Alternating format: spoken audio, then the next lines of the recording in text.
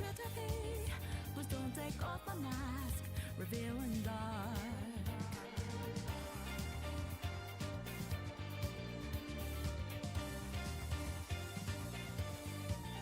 Moments are gone, nothing to be found. A mirror in front of me is where I find an empty glass, reflecting there's a truth.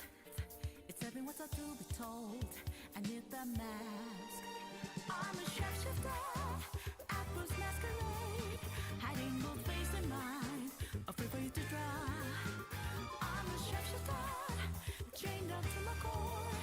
Please don't take off my mask, my place to hide.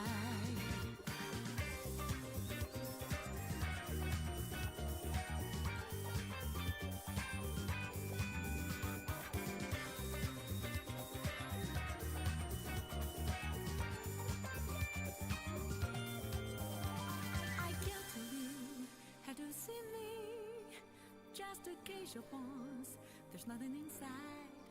When it acknowledges me, burning down the walls, is that a way for me to break? I'm a shapeshifter, at Booth's masquerade, hiding both face and mind, afraid for you to draw. I'm a shapeshifter, have no face to show. Please don't take off my mask, my disguise.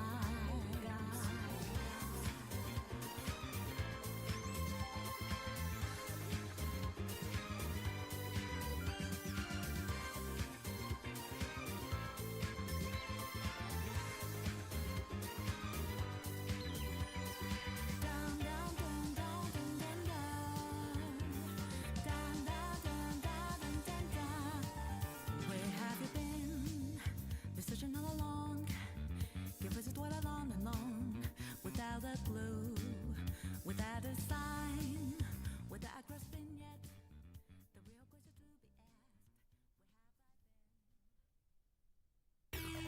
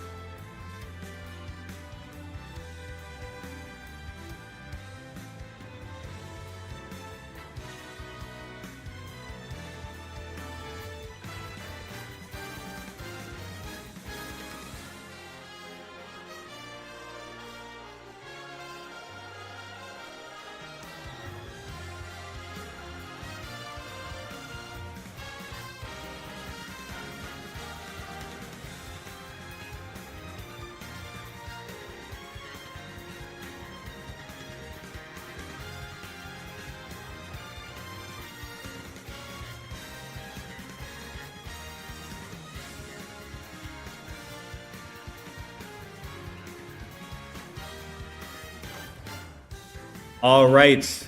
Welcome, everybody, to the Kent County Cup 2026. We're going to start the main stage shoutcasted matches up here right now. I'm actually going to be beginning the shoutcasted competition right here by welcoming two guest shoutcasters out there entering our competition. I'm going to have you guys come up here and introduce yourselves, and then I'll let them know when they're good to go. But yeah. This mic right here is going out to the entire venue, and this was just for stream. So just try and make it so both of you can be heard in both of these. But, yep. Come on. Come on, hey, dude. Okay. Okay. You're up first. Yeah. Hello, I am Jackson Schuchbera. I main K-Rool. I don't know what this stream is going to. What is this, Twitch? This is on the Kent ISD YouTube channel. Okay. What's up, chat? I don't know if there's chat. I'm John Richard. I'm Nerdinless, so it's going to be pretty fun. And I'm in Snake. So yeah, let's get started. Mic. Yeah, that's fine. Yeah, we'll try to get another mic for you guys just for out here, so you don't have to get as much. Mm-hmm. Yeah, you're good. Keep doing Okay. I can scoot over. Yeah, we're all good. Okay. We're trying to get through this red tape, if you know what I mean, right? We're waiting for this whole thing to start. Get the comically large pair of scissors. Who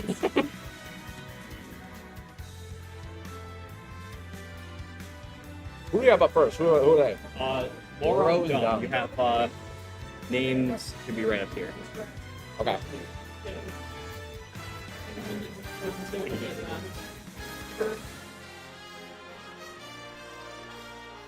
There we go.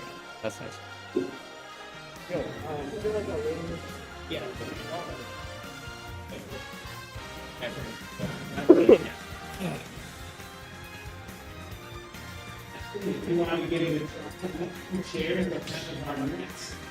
That's PS1. Okay, they're going. Wait, That's PS1. they're on the wrong stage. No way. Yeah, you're on the wrong stage. That's PS1. You need PS2. That comes good.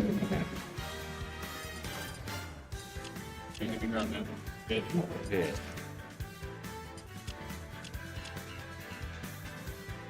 This is the most important rule. They hydrate before you match. It's very important. That's PS1 again.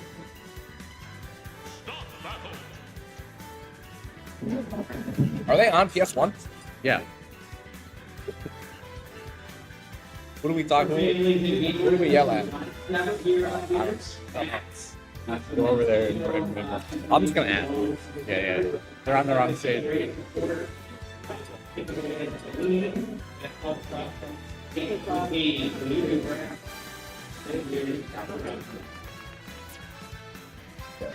Yeah. PS2. It's the one on the far end. On the right side. Yeah, that one. There you go. Yeah, you're welcome. I do not want to see the stadium transformation. Excuse me. Yeah, we would hate to see that. I'm in the league. Okay. I don't know if we're ready to move now. Gonna see a lot of spinning swords today, I think. Looks like that's starting. I'm trying to talk to chat, bro. What is this? I want to see at least one Promicide here.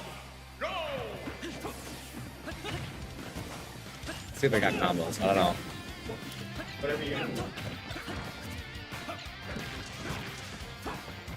Yeah, Chrom sort of just gonna be like more powerful than Lynx, but Lynx got the combos. We all know Chrom's combos as well. Okay, he's off stage. Doesn't grab the ledge. There we go. Link's setting up some solid edge trapping here. I would agree.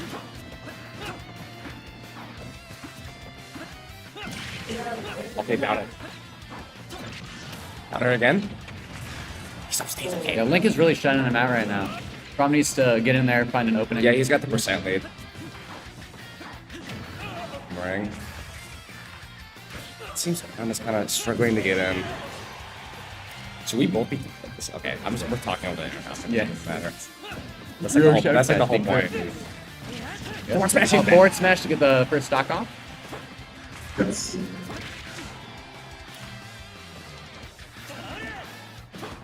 Now it's Grom's turn to start edge guarding. Yeah, he's Missed uppy. See, we see this Nice Link, he's neutral doing a get good up. job, like zoning you out. Nice. Grom being a rushdown is going to have more of a natural weakness to all of Link's projectiles. And an up smash. No, not even. Clean up that. Ooh, just barely whip. Ooh, Link with the... With the gimp. Perhaps back throws. Oh, Z-drop bombs? Missed up smash, Yeah. unfortunately. Ooh, nice down air. Okay, here we go. Now it's time to Crom can make the reverse 3. Unfortunately, no Crom. Believe in the Crom. Believe in Crom. It goes. He's got the parry. Ooh. Okay, alright, alright. Ooh, ooh. Get out of shield. Might be dead. I think Yeah, he's that's dead death. here. Yeah. That's death, yeah. No. No. Oh! Oh, oh Yeah, nice come back. Nice come back. Yeah, he's in the air. They both whip. Oh, both the shield. Whip punish, yep. Oh. Crom is at Crom is at danger percent. One good attack from Link, and there it is. Yeah. Game one. Yeah. Either you want to go? Okay, that's game one. Who is it? Zoro or done? That was done. Wins per set. Let's see how common that's. Yeah, let's try to do this. Wait, can chat even hear us? I'm gonna have to put both the mics on right here. Yeah, sure. We just want to make sure. Okay. Yeah. I do think... How many people are even watching the stream?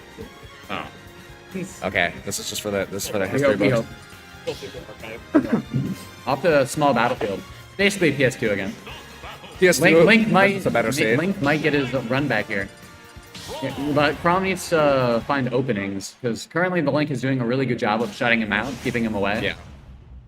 So the Crom needs to try to avoid all of Link's projectiles, while Link has to expect the Crom to run in. Yeah, and and get, he's much and get faster on the Crom ground. combos. He's much Yeah. faster on the ground, isn't he? Yes. Yeah. Yeah, okay. See, Not it's gonna gonna be put the game of like nickel and dime because Link is just gonna keep like he's gonna keep just taking a little bit of percent over and over. And Yeah. he's still at 0%. Now he's almost. Yeah, 50. Crom can probably more consistently get early kills than Link, but Link can Yeah. rack up more damage just safer than And he Crom gets the can. up smash.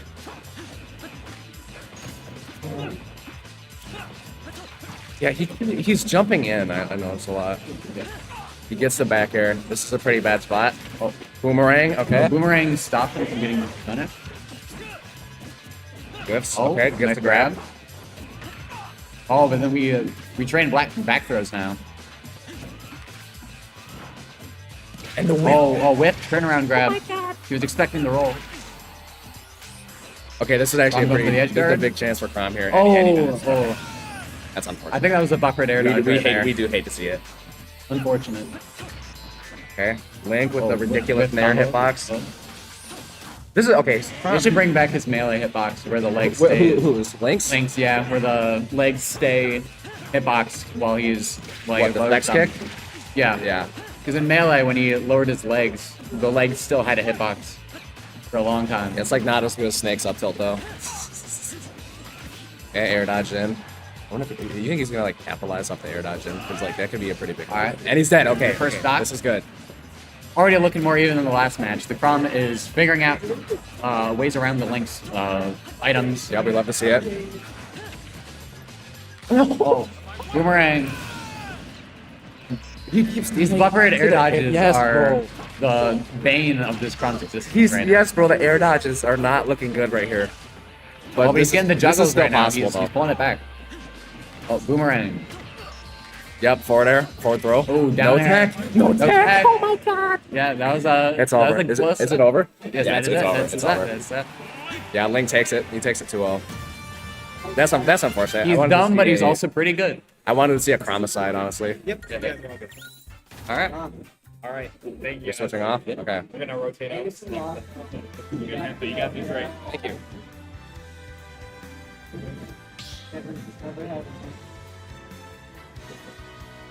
All right, so that was our first stream set here on main stage. We're going to be taking a little break up here, waiting for our next match to get announced up here, and then we're going to bring on our next set of commentators. So we'll be right back.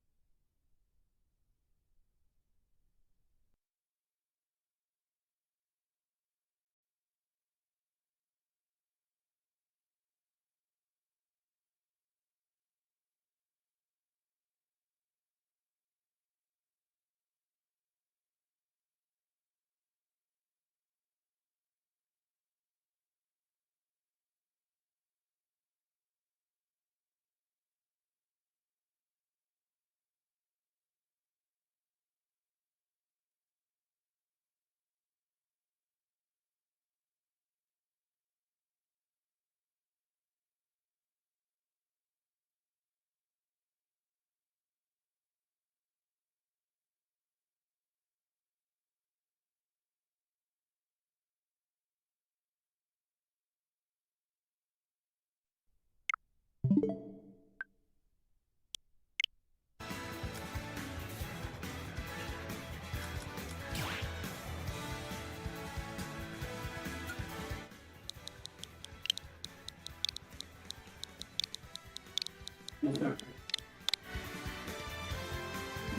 is it's just on the streaming, but you also have that.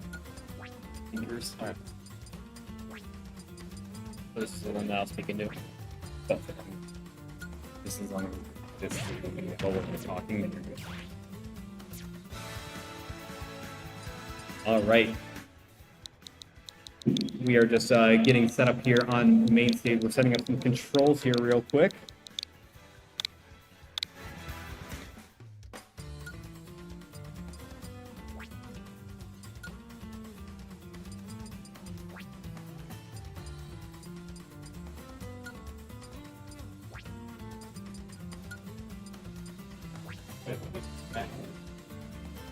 Just a reminder, if you have questions in your quadrants, you have tournament operators with the clipboards and the dry erase boards, just for those questions.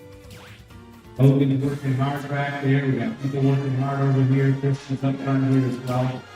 Just a reminder of those. Also, parents, just a reminder, we have a KCTV table on the past principal of KCTV, so I love KCTV, but the tech department, IT cybersecurity is over there. We have some up here, John is a senior student as well. John, raise your hand. He's a senior student, so parents can ask him what he thinks about the program. Let's get him on the scale from here. But we have some great participation from our technical students as well. They come from all across the county, the schools that you see represented and more the county wall. All right, we are about to get into our next main stage matchup here. We have Jackson, A, and Ruben. yeah, Bluegrass is 1, Cheeseman is 6, Cheeseman is 2. They're good. Table 15, read Ivy B, and Isaac H. Table 15, Ivy B, Isaac H. All right, let's get into it. We got Bluegrass on Inkling, and we've got Cheeseman 64 playing Snake. All right, PCAT. Yeah. What were your initial thoughts going into this matchup? Snake is a very tactical player. Inkling is more of just getting as painted as possible and try to do as much damage as smash as possible. So, Yeah, well, the yeah. I think both of these characters kind of have, you know, their respective projectiles that they're gonna want to play like in the mid. Well, we're already off to a really early start. Cheeseman got Bluegrass off stage already at 116%. Inkling's got to watch out for that homing rocket. Yeah, that Nikita homing rocket is very, very good at starting. Nice up tilt to take that first stock. Inkling's got Snake on the platform. Ooh, Cheeseman really going for those forward air spikes.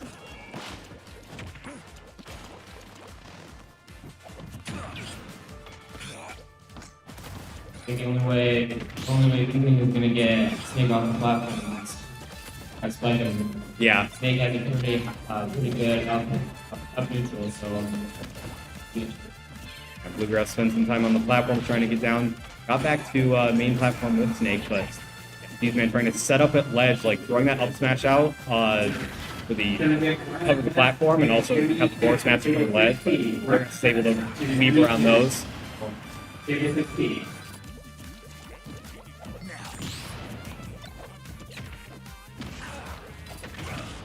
Okay, looks like Bluegrass has got Cheeseman up on the platform, but Cheeseman using those grenades to get out of pressure. You know, see a lot of Snake players doing that very frequently.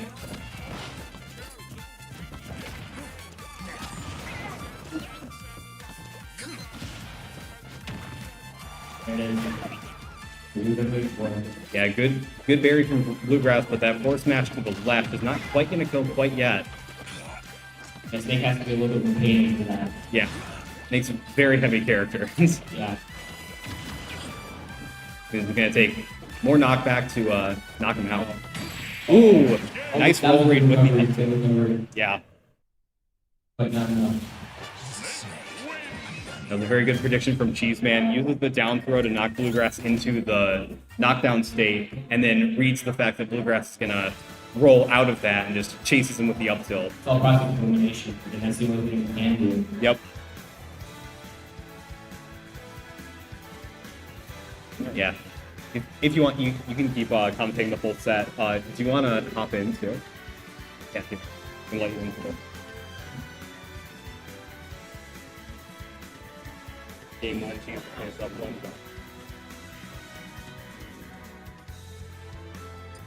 Alright. The mic is on. It is on. I'll still. No. The guy that I was going against, the Cloud Main as well. I had to switch to my secondary. Yeah. Switch to Mario. And I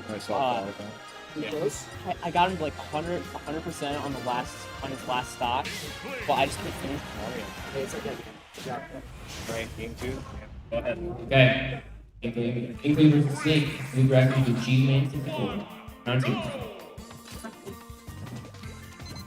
Tactical versus Brain Trainer.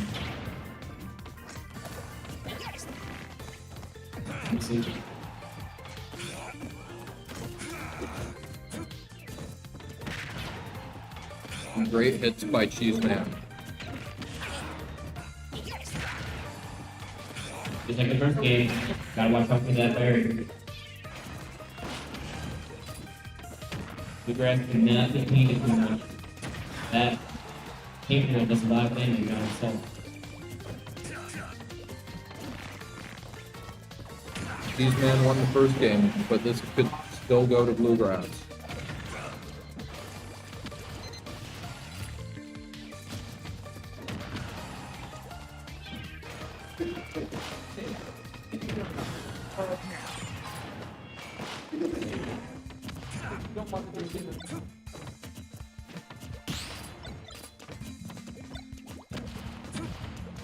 Table 10, Stephen versus Jacob T. Table 10. Great hits by Bluegrass. They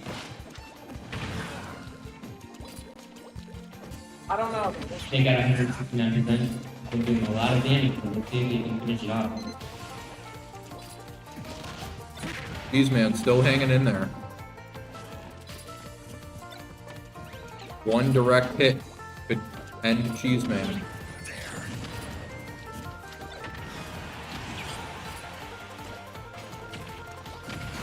And there he goes. Spike.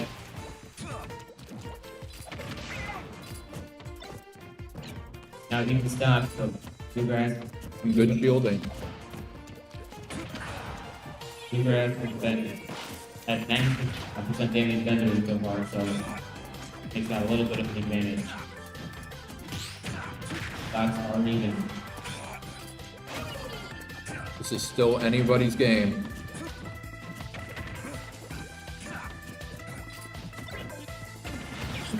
Great shielding by Cheeseman.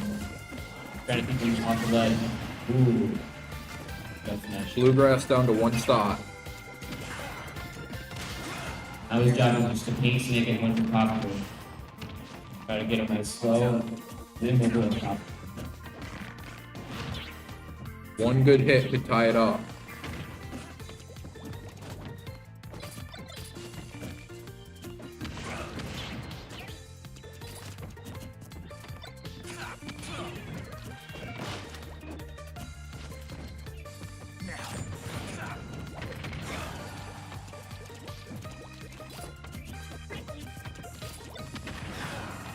Now limit the sight that Inkling takes him over whenever first Snake comes down to see ports. As soon as he paints them over, you can't see them anymore.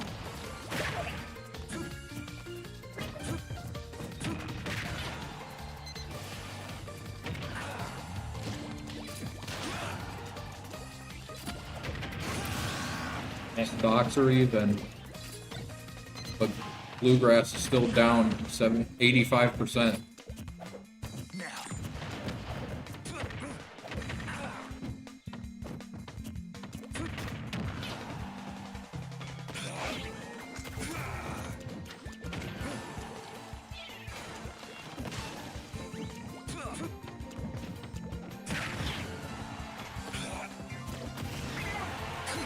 Nice missile hit Snake's got him on the by edge. Cheeseman.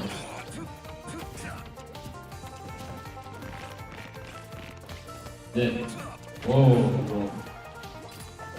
Instead of going crunching. That's game. Here I'm just sitting on one.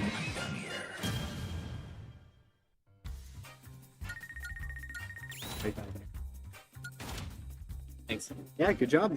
Was it great? Wasn't as not a great public speaker. No, that you did great. Like, yeah, it's really hard. At least I didn't freeze up like I did last.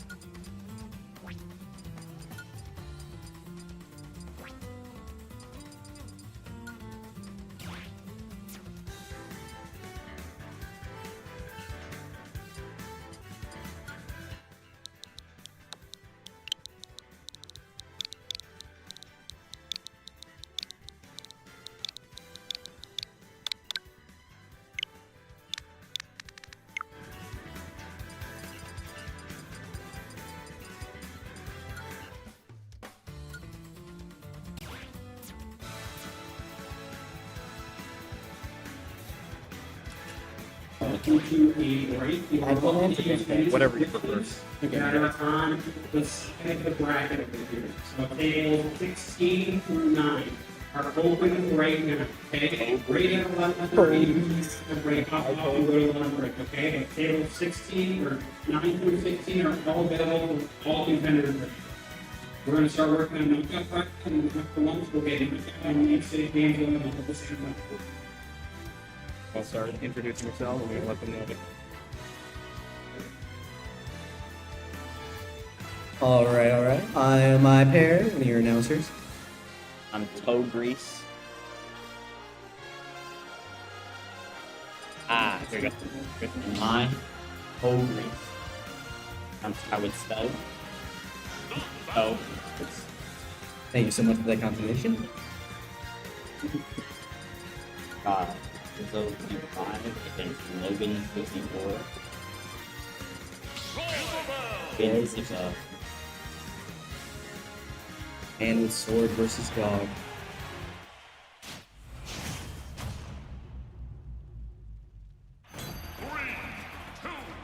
So again, just a reminder, to the not right or left is open play.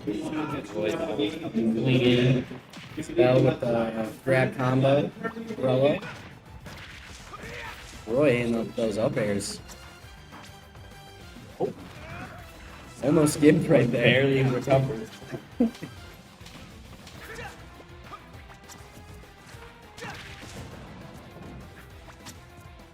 That's projectiles I would expect from this spell. Take what we got. Planning those down Bs is a really good idea. Cuts off room where Roy wants to go because he wants to go along the ground a lot. Like on He's this part of the fast. stage, you just miss it. Waiting on that tether.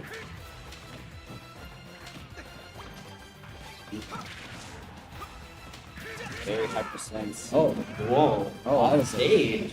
crazy side B off stage. SG. Never seen him really do a side B off stage. I don't even know if that works. No, that was his intention. You know.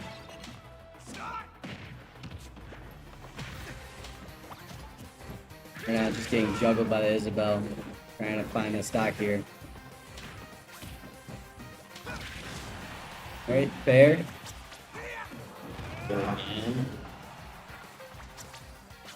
Come to the edge. We're gonna make it back. Oh, gets caught in the Dang. Are we gonna get a 3-0 or are we gonna make a wild comeback? Roy is our boy. So let's see. Checking those. Hits the forward It's comeback tilt. season. It's comeback season. Gonna bring it back. It's that goofy fair. Forward tilt. Alright. Doing a really good at Every attack. I know. He's doing a really good job avoiding those. As well as recovering on that. Like matching it up. Goes with the air dodge. Misses side B, spot dodge and up B. That's nice. Cancel Oh, side B. double jab. Side B. Doesn't take it. Oh. Doesn't miss that, but.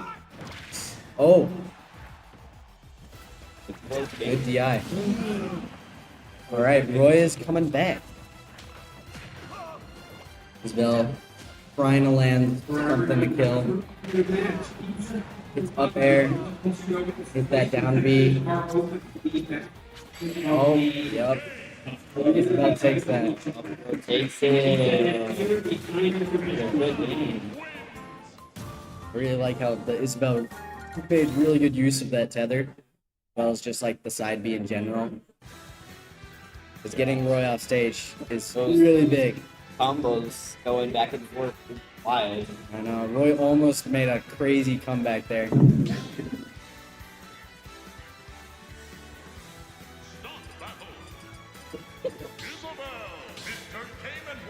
Going to Game and Watch. Whoa. Alright, change to Game & Watch versus Isabel. The Game & Watch is going to have a lot better time recovering, but might be a little bit harder for him to get into Isabel's array of items. If you can bucket, I think you can bucket any one of these, so you might be able to use them. not every projectile. I think Go you would for the- just, go I think you would just start Yeah. Oh, Isabel pocketed the up air. What do you do? You use it like that. I love watching Isabel pocket random stuff. I know. It was like I'm the a- greatest thing to I'm a pocket. Bowser player, and she pocketed by fire one time. It's really stupid. That's insane. Game watch. They'll take those chances whenever they get them. I know. Let's see if this game watch can hit something crazy like Side B, but Isabel takes that be stop. like pulling him into the Lloyd right there. Isabel's trying to get him up to Trying to get the his third. ready back here. Oh, Isabel's just messing up. Tries to chair. There. I'm gonna take a seat. Squeaky hammer. Dude, I hate that. Oh, crazy Whoa. combo. Side B into the rocket. I feel like a lot of people try that, but like I've never hit that. This is about secretly plays Pac-Man. I just know it. Oh, he finally hits. Game Watch has the bucket and he's using it to try to. Oh, it's the DI. Missed the side B. Ah. Didn't even get it happen. Oh. The up airs. With the phase actually. It's the bomb. Edge attack. Forward air. Just trying to block off some space. Edge guard. Forward smash. Missed the Heck.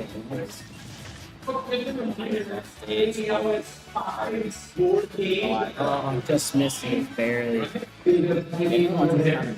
Oh. Yeah, you might be able to. I feel like utilizing his bucket a little bit. And oh, no tech. Does he make it? He makes it back from under the stage, but the ice stays about. Oh. That was good for both of them. 2-0. Nice game. Nice game. Logan. Congrats to Logan. Okay. All right. Nice. That was pretty good. Wait, did they hear that?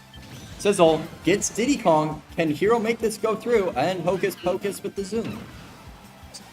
Does nothing, pretty much. Damage counters are pretty similar. This could really be anyone's match. We got a charged up fireball from Hero, ready to fire at any second. Kaboom! Doesn't go through, and he's dead to side tilt, was it? Side B, fully charged, gets Diddy Kong almost off the stage, but he's able to recover. An assist from Hero gets parried. With Hero being down at 1 stock, he has to play it really careful. Oh, now they're both at 1 stock, so does it really matter? It is a tie game now. Kamikaze, Both use at it. 0. Do it. Do it. Oh. Come on. That could have been so funny. Oh, well. If you don't know, Kamikaze's a move. Big strike. Nearly can kill at 30%, I think. Pretty big range, I believe too. around 35% it is a 1 hit. Yeah, either way. It's a pretty good move. Except for the fact that it will immediately kill your character, so... still a funny move. Hero trying to go for the spike gets whacked by the jetpack from Diddy Kong.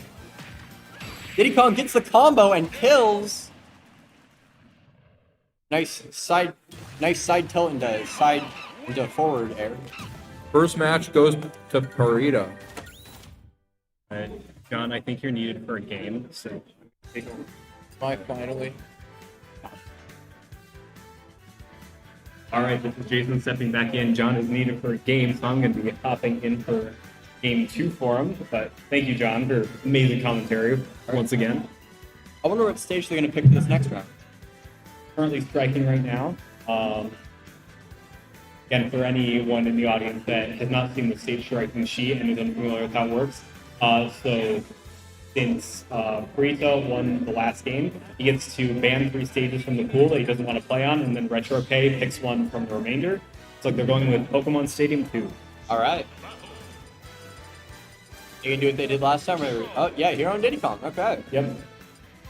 And also, if you have not seen the rule sheet, between games they have to declare any character changes they're going to do before they pick the stage. So it's like they're not switching it up at all. They're just going to stick with what they know. And get into game 2. I personally like to swap up into Sephiroth for my second one. An instant fireball doesn't do much. Banana peel going off to do nothing. And just kind of start neutral. Nice combos from Diddy Kong. Yep. Get into the banana. Ooh. Grab the banana. Oh, didn't do anything. Sizzle from Hero. Zoom to get away, I suppose. To a higher platform. Doesn't do much. Even if you don't hit with that banana, the threat of it on the stage, yeah. The simple threat of snooze is just so good. Yeah. I think that's a big thing, especially with projectiles in this game. It's like, even if you're not hitting with them, you're still controlling a lot of space where your opponent doesn't want to go while they're out there. So Yeah. just having them as something that you could throw out at any time is like really Bounce. one of the main threats of projectiles in this And game. bounce just a kaboom. Miss, but good hit. Snooze gets Diddy Kong. Ooh, misses the up smash. That's No. very small hitbox on that up smash. You really have to be like right under them. Hero's off stage. Can Diddy finish this? No, he can't. Nice reversal from Retro. Stage. Empty jump from Diddy. Trying to intimidate him away. Yep. Yeah, not always throwing out an aerial, just kind of jumping with the threat. Sizzle? Right? Yep. Off stage. Can Hero get this? Nice parry. Ooh, nice F smash. Holding on 177. Good stock. What do you mean only on 177? He's dead now. Yes. I said holding on. Oh, I think you said only on. Yeah. Yeah, only on 177%. Yeah, just a minor number. Bounce eliminates any and all projectiles from Diddy Kong. Yeah. It's really good against Diddy Kong, especially with Banana, Oh. because that's like the crux of his game plan. Bang. Another snooze. Oh, come on. Wait, how does whack work?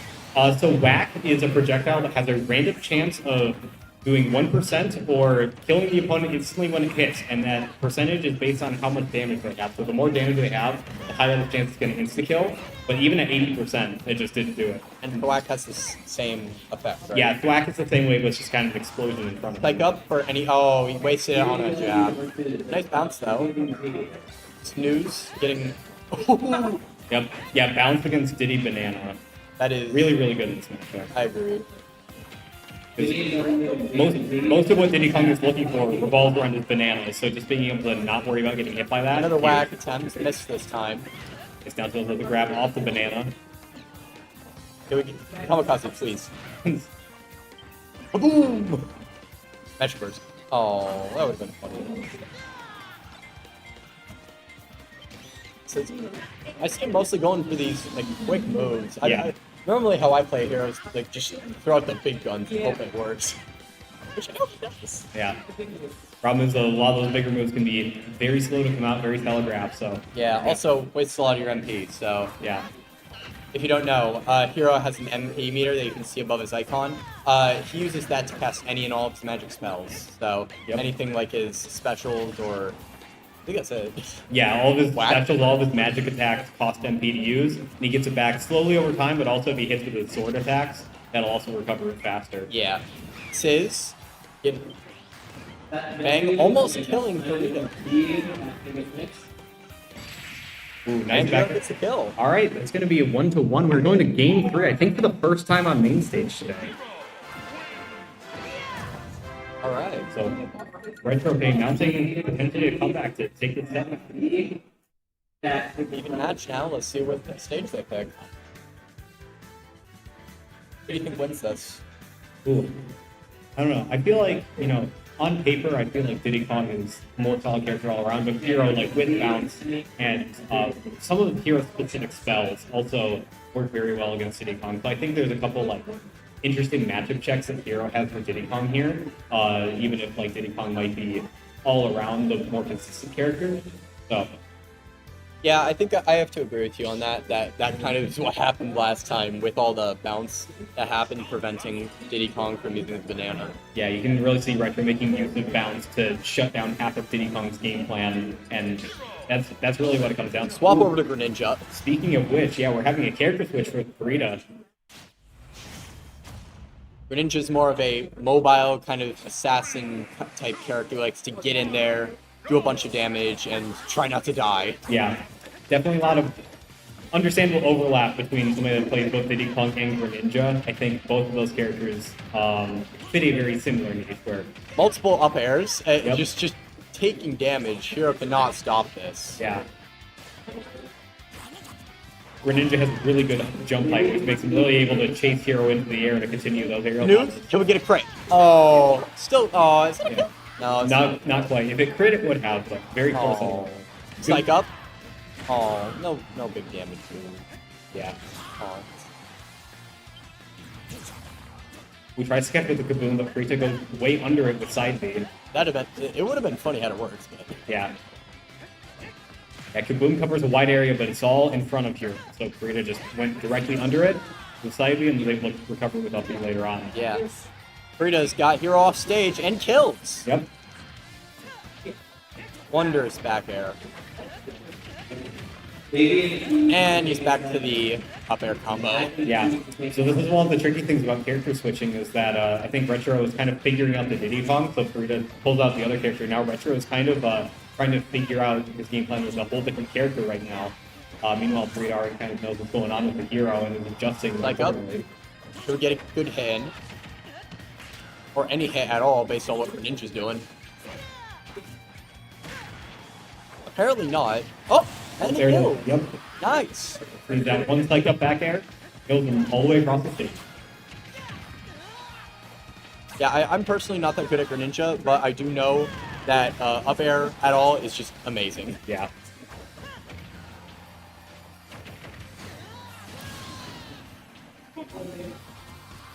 Charged up from Hero by the Fireball.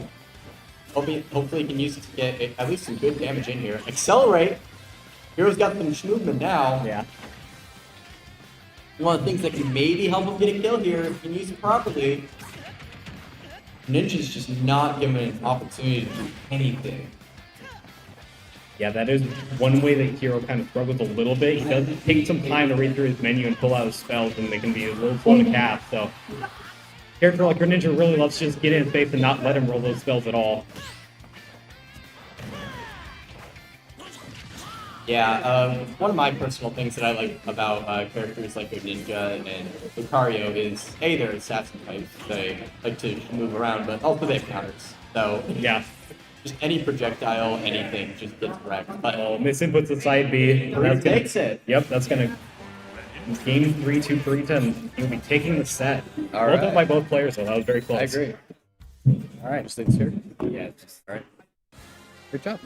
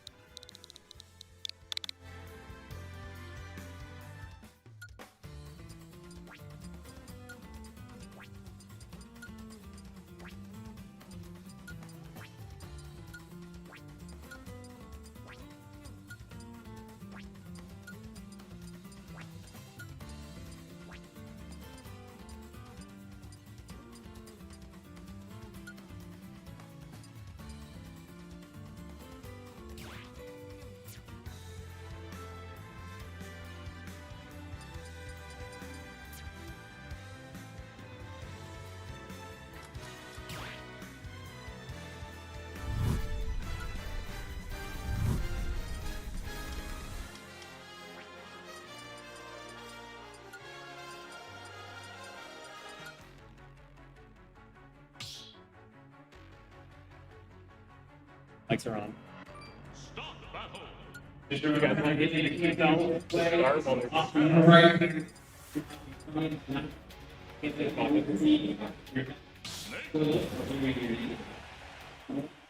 All right, go ahead. Good morning, afternoon now, 12:18. Wow, time has passed. I'm Noah Rodriguez. I'm Vince Gross. I'm so excited to be here. I've never been to one of these before. Well, first time for everything. Absolutely. My mic was turned off. Immediate strong start.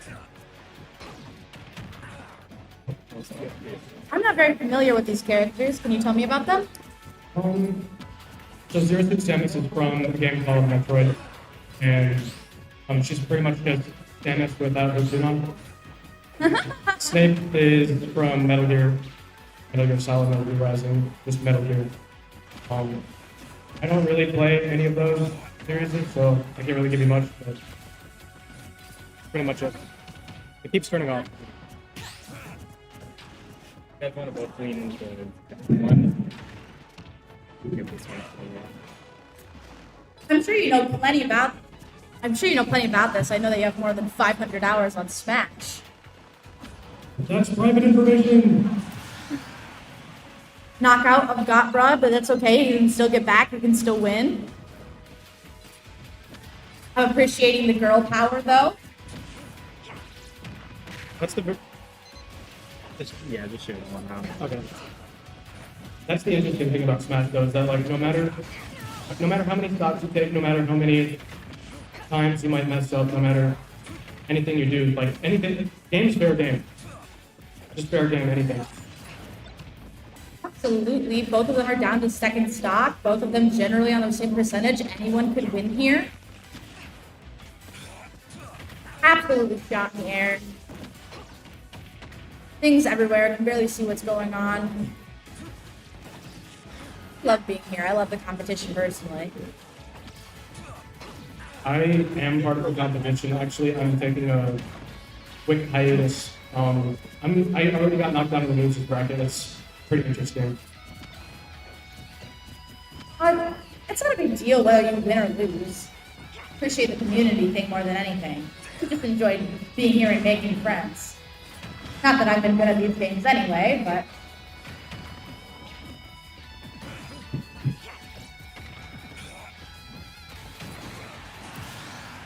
Zero Suit just took Snake's dog. It's getting closer.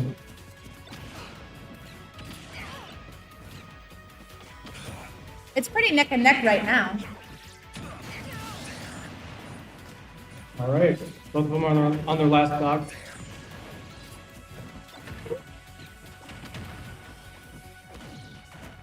Zero Suit getting all the crazy combos. All Snake has to do is throw a couple projectiles, and I feel like Zero Suit is gonna have the time of her life. I absolutely agree with you, Vince. It is getting heated. It's a pretty fair fight, actually. Or pretty.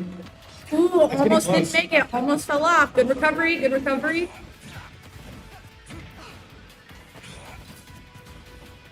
Good got bro win.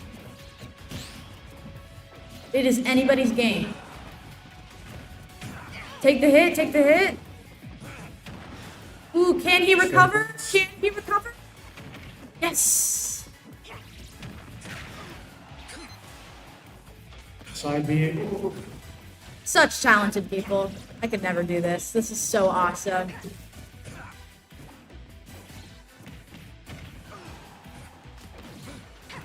Can she kick him off?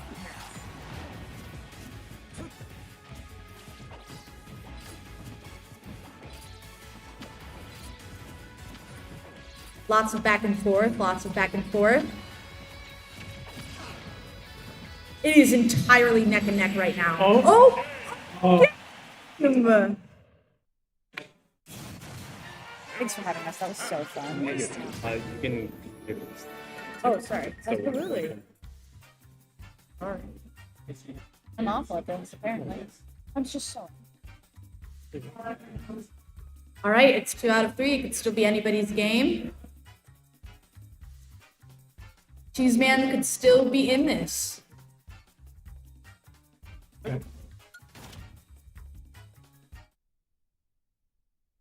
He's just so good at talking. Picking a stage, picking a stage. While we're waiting for the next match, I know you haven't really played Smash in a little bit, Ron. Other than Jigglypuff, because I know you, who's your favorite character? Well, Jigglypuff is definitely my main in Smash personally, but I do also like playing Kirby. I like Kirby because Kirby has one of the best recoveries in the entire game, and I'm definitely someone who falls off pretty easily. I struggle with my balance when it comes to fighting, so I do appreciate that. Occasionally, I do also play Peach.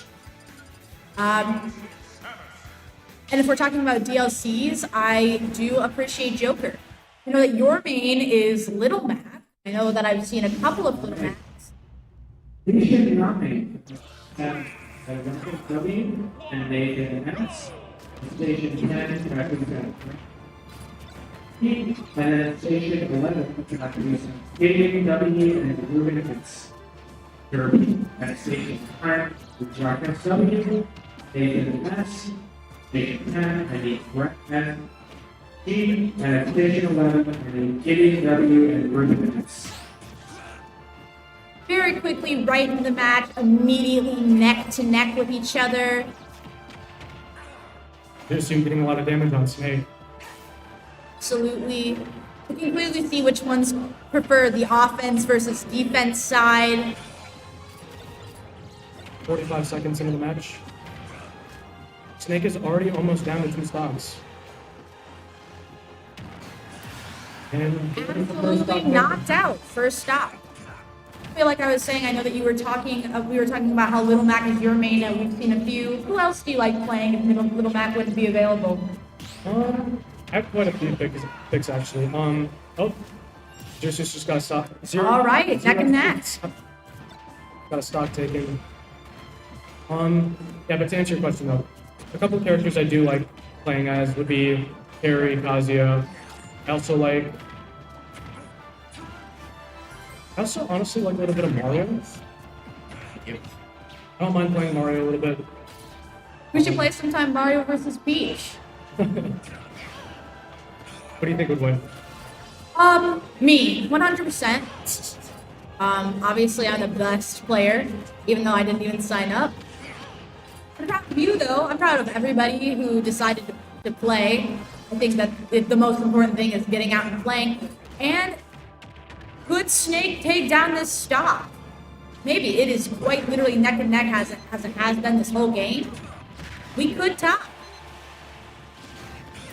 And This stop side down. was crazy. Absolutely. Ooh, right in the air. Snake almost blown up by his own projectile. That could have been bad. And right back down 1-1. Hey, we're tied. Pretty similar percentage. This last stock changes the entire game depending on who wins. Oh, can you recover? Yes. Oh, yes. Solid recovery. Both parties doing very well. It's literally anybody's game. Both characters have very flashy powers. Not awesome for my epilepsy, but we got through it.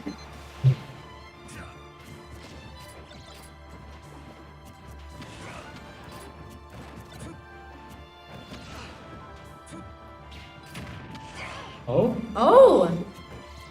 Any big ultimate. Oh! Game! Congrats! What an awesome main stage competition. It was so much fun. You guys rolling the just making sure I got names for.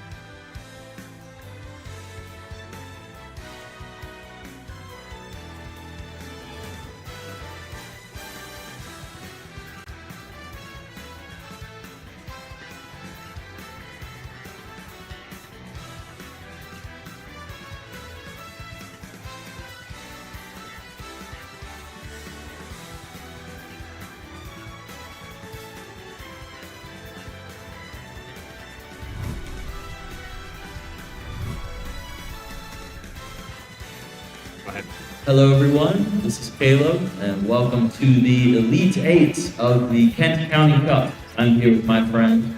Hello. I'm David. It's great to be commentating. I'm excited to see how this goes. Now, It'll be a David, fun match. it'll be a fun match. Now, David, we've seen a lot of stiff competition in this game, We definitely have. That's correct. so I am interested to see how this one goes. Things are really heating up. At the stage right now, we got K. Roulade and Excellion competing for a best of 5. Making sure to do their button mapping, it appears. No one wants to play with their own control. That's never fun. Yeah, I don't really have that issue because I have always been doing just standard controls. But David, what is your button mapping like? Oh, I just use tilt stick and tap stick off. Very I like rumble too. I know some people don't prefer it, but that physical input can be really handy at times. I see, I see. Oh, and it looks like one of the competitors has a GameCube controller as well. And sensitivity to high. That's interesting. Yeah, GameCube is arguably the best controller to play Super Smash Bros. On because of the joystick and the what is it on the sides? It's the different like little divots for the inputs. Yes, I know what you mean. I use the Pro controller myself, but I have heard the same thing. Yeah, I use GameCube on occasion. I remember I got a GameCube controller with my Switch back for Christmas at one point, and I used that for years with Smash Bros. And it is a very nice controller. So, see how they utilize that to their advantage. As for Henry last year in the other game, to get his first game, where you get announced 4th and 8th place last year respectively. So this is a pretty big matchup. Okay. You can incorporate that. And we have a heavy match. These are always fun. Very volatile. Something's gonna happen. Yes. This is a pretty big match too, because these two players have gotten 4th place and 8th place in previous tournaments. So let's see how this goes. Both starting off using their projectiles. Beautiful, love to see it. And both are heavyweights, so that means they have very powerful attacks, but they are also very slow. To see how both of these players utilize different abilities. Like immediately going for the spike, but DDD's head. Oh, and that's not going to be it, but that was close. Ledge crafting game it's just a killer. Yes. And his up air is super bad powerful. guy. That's one stock down. Okay, Rule trying to come back here. Excellion definitely has his King DDD very locked in. Making sure to do what DDD does best, trapping, guarding, and he rolls in. It's gonna be some damage right there. Okay, Rule 8 seems to be using his cannon a lot. The blunderbuss, yeah. However, Excellion seems to have dealt with his and there he goes. However, he seems to have dealt with the blunderbuss before, because it seems most times he has just avoided that. It can be very dangerous normally. Yes. DDD has found his way to work around that. Excellion just being very patient here, staying in the air when he needs to, looking for an opening. Using that belly armor to get back to stage. He's able to shield in time, throws Excellion, and we have rolls reversed here. Goes for the spike again, but no problem recovering. What will we do here?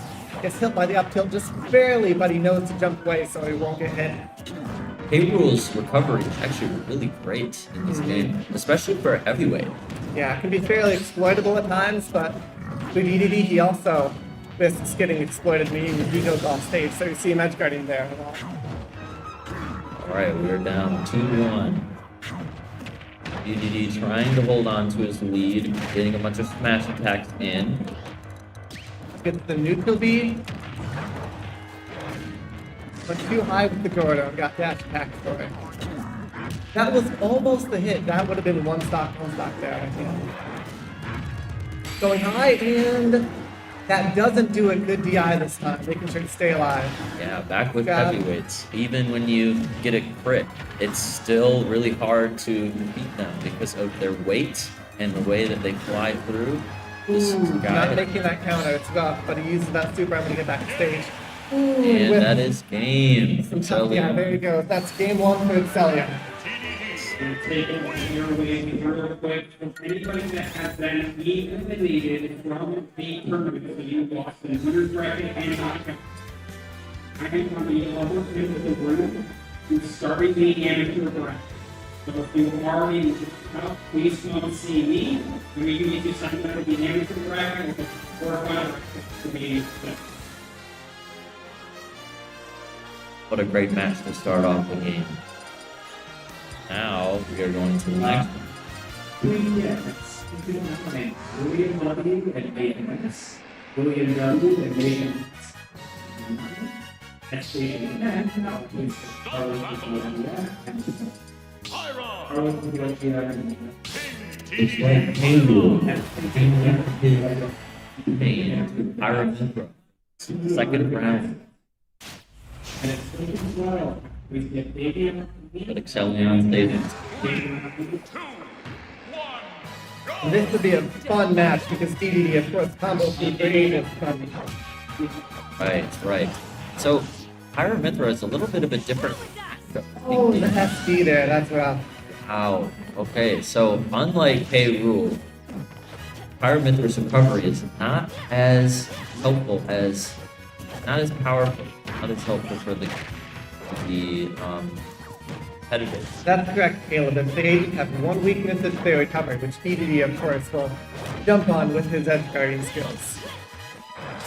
Rather than say ledge tapping skills. They seem to be doing really well on the stage here, parrying DDD's attacks and providing a few of their own.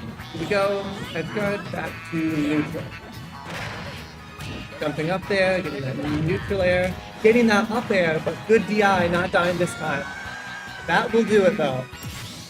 Wow. Mountain City is a very interesting choice, of course. DDZ's up air is one of his main killers, but the high stage of Mountain City can make that very difficult to execute.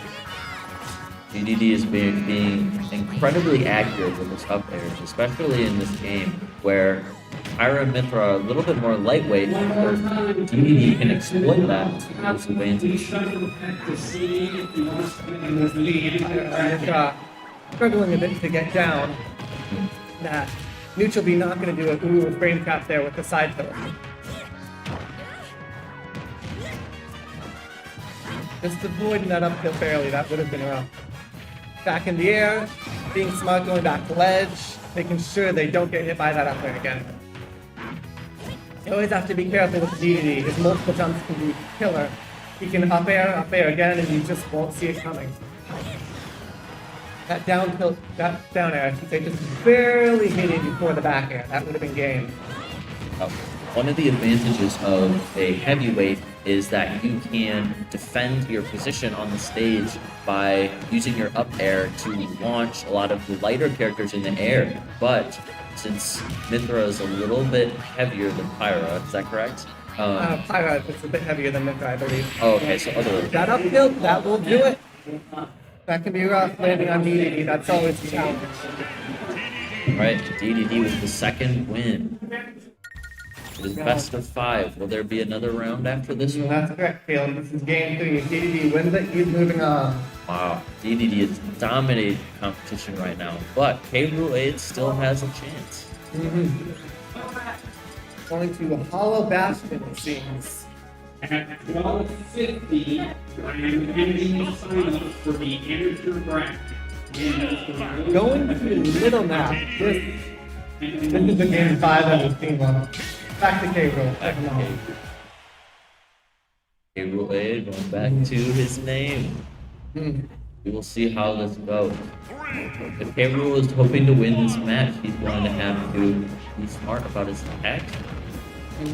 Needs to really watch that Gordo with larger frames and definitely get snagged when you wouldn't expect it. Yes, because what we saw in the last match is that K. Rule was using a lot of repeated attacks, and DDD was able to anticipate those. So, what K. Rule needs to do is change his style up a little bit.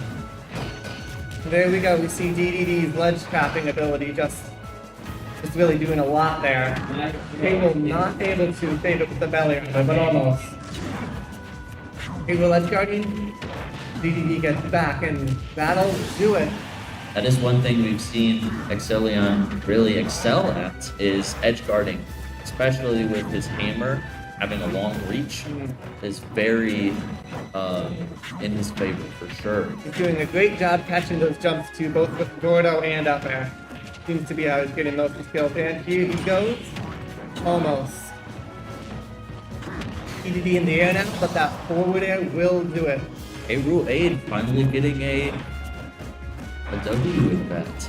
So we now see Rule Aid trying to defend his position, but Rule's in a rough spot though. Yeah, Excellion keeps. Yeah. Excellion is still able to hold his ground and trade blows with his opponent still. He does a really good job of just walling K. Rule fade out, which is what he just needs to be doing right now. And not really giving him a lot of opportunities to strike at. David, I know you played DDD in the past. What is a good way to utilize his attacks to avoid him doing damage? Oh, just you have to be patient. That's really all there is. Be aware of the range your attacks have and utilize it to its fullest extent. You don't really need to rush your opponent. Just get close to them, put on a little pressure, wait for them to come to you, and then you can really do your damage there. Excellion is really putting on the pressure there. This looks like it might be the end, but Excellion getting put into the air by K. Rule 8 again. Getting that down tilt, he's off the ledge. Using Gordo, what will happen? He gets hit by the side tilt back off the ledge again, but the belly armor coming in clutch this, sending the Gordo back. But we're on the ledge on the other side. What will happen now? K. Rule back. Oh, and that dash attack! Oh, he dropped ledge. You lose your invincibility there. That'll do it. That was game for K. Rule 8. That was an exciting match. Apologies, Excellion. Excellion wins it 3 for 3 in an exciting tournament.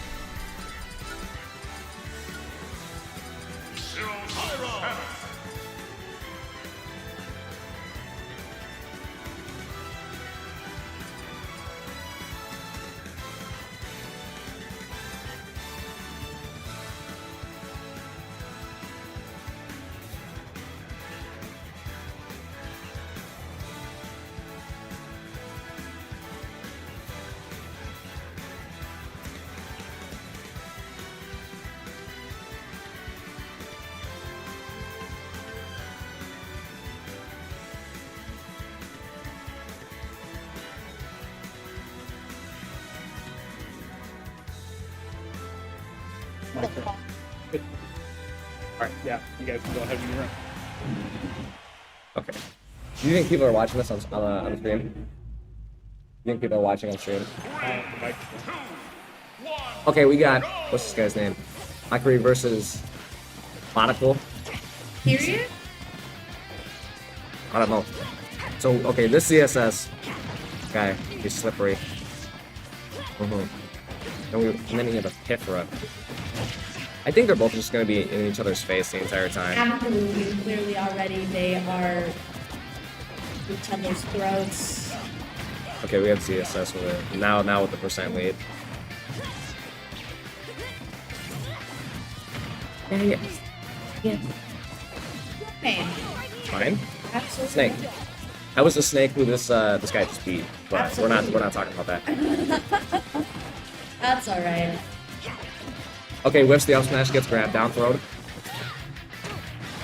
Nice flip from Okay, kick. can he recover? Yes. Nice. Gets us there. Up smash, that's dead. Yes. That's not dead. Swaps the Pyra, okay. This is pretty much even. Pyra's heavier. Yeah. Yep. Anybody can make a hit and it's a shot. Can you recover? Okay. Close. Whiffs.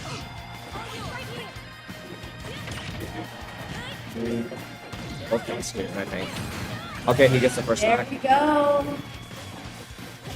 They're clearly not nervous anymore.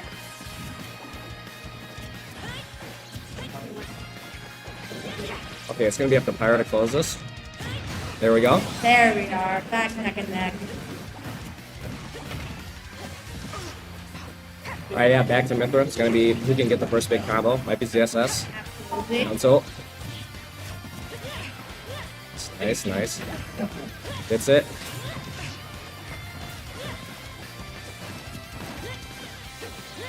Trying to fight for control here. We have Samus off stage. Jack. Pretty even. Yeah, there's a clear like fight back and forth for dominance. Flops the Pyra. Okay, a little early, I think. Nope. Alright, we're back. Hey. DSS looks like he's trying to get him off stage. What's the recovery like on these characters? I mean, Pyramithra's is alright, and then ZSS definitely has a better one with the tether recovery and then the flip thumb kick. Yeah, neither of them Bad. seem like they're mainly like recovery characters. It doesn't really seem like either of their. They're both combo characters. I mean, we Yeah. have We can Mithra's like clearly see that. Mithra's like a sortie combo character, and ZSS is like a hit and run. Absolutely. I don't know. I mean, I'm not really sure what ZSS is like. Oh, the extended hitbox on the up smash is killing. Okay. Oh, here we go.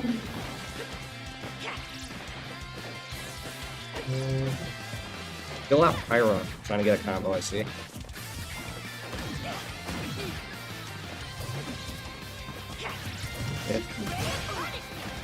There could be a lack of. Oh, okay, he switch. Oh, grabbed the side B. There and we okay, hit it up go. there. Stop. It's pretty dead even. Either of them could win it at this point. There we go. He gets the up smash. Grabs. Nothing. Okay. I don't main either of these characters, but I can clearly tell that Who they're do you main? very. Personally, I like Julie Huff and Kirby, but no, I like Kirby more. But I also I appreciate Fox. He is good. Yes, Fox is very cool. I also Okay, he like packaged the form. Oh, here we go. Damaging the shield. Okay, okay. We have CFE for some reason. Doesn't. Okay, nope. Okay, here we go. Up air strings. Doesn't connect. Not yet. And there's the switch. Back and forth. Ooh, good jab. Reset. Oh, okay. He went for the tech read. Ooh. Good side B. He's off stage. Just Can he back. recover? Ooh, there we Okay, go. All right. Just attacking the shield. They trade. It's any big hit at this point. Foresight. Nothing. Nothing really happening. Okay. We got ZSS with the percent lead here.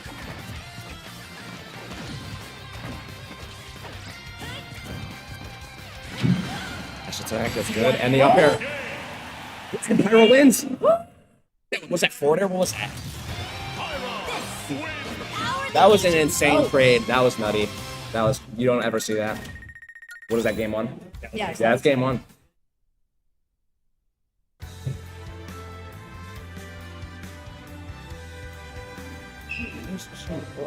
If you could pick any of the legal stage, like if you could pick any stage, Any of the illegal stages? If I could have any illegal stage, it would have to be Great Cave Defense, like, obviously. that's a good one. No way. Are we pulling up the No way. legal? No way.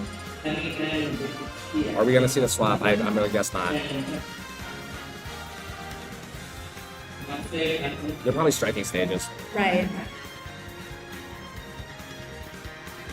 Are we gonna see a green carrot? Possibly.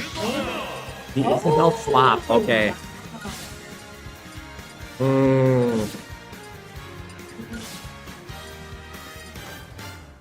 I find it amazing they put 2 Animal Crossing characters in this game and only 1 Metal Gear character.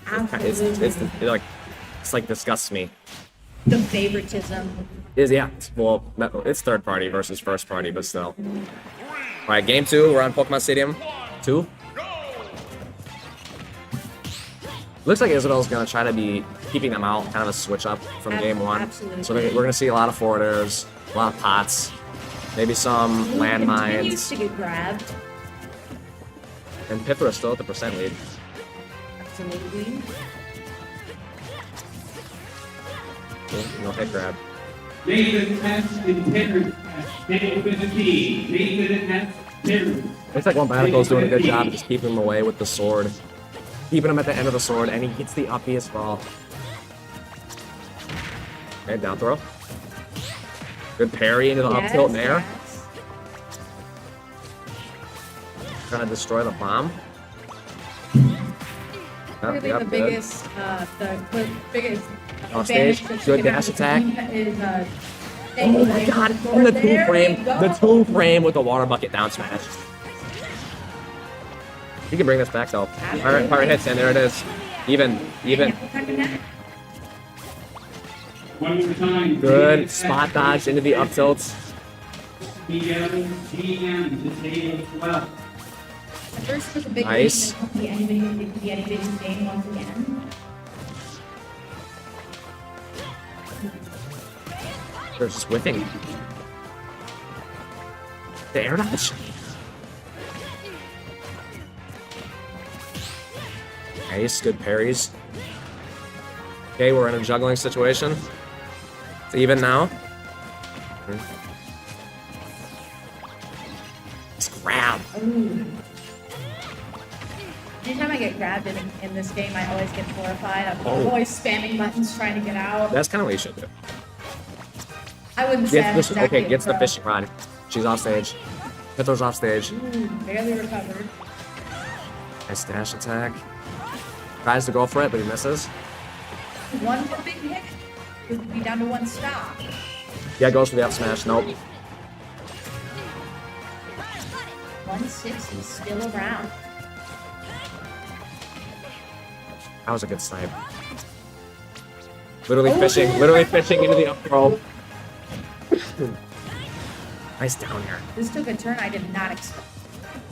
Yeah, good counter pick here. Okay, maybe not for long. He gets it. Back 1-1. Okay, gets the combo. Nope, drops. There we go. Ooh. Okay, setting up. Fishing rod. Seems Nice favorite bomb. play. What game of keep away here? Whiffs. Okay. Really lots of back We got and Isabel forth. on the percent lead here. Nice. Clutching. Oh, good hit. Goes for the up B whiffs into the forward smash. He's gone. Okay, game two. Game two. Are we even? Yeah, we're even. They're 1-1. That was a good counter pick. We love to see that. It's always good to have a good variety of characters.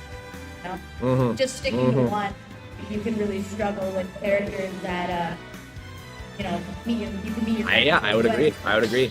Because if you pick one character, then you can just have some characters you don't like, and then you get those characters. It's just more irritating if you don't have a counter pick.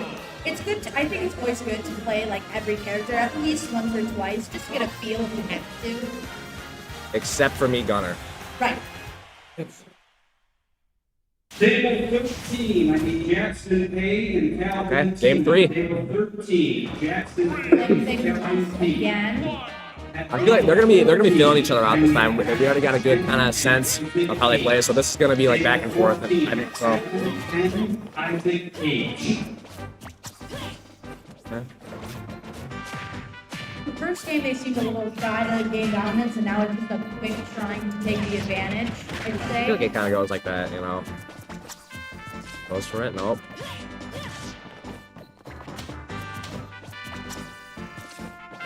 I like the setups from Isabel here. They're already at the percent lead, 80% on Pyra Mythra. A really quick one for sure. Nice. Okay, gets the back throw. Not that it's important, but I love the map. It's my favorite little map. Got one bottom off stage. Gets the up throw, going for juggles. Nope. The bomb will kill. Nope. Not too heavy. Gonna have to recover. Drops back to Pyra. I think he wants to wait. Dead. Yes, that was 3-2. And already the combos, 2 forward airs. And the up tilt in there. I like these combos already at 42%. Was that a beer reverse? What was that?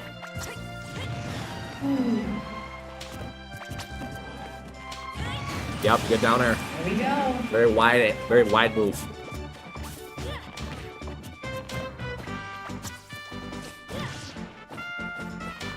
Monaco's gonna have to get some kind of big combo here.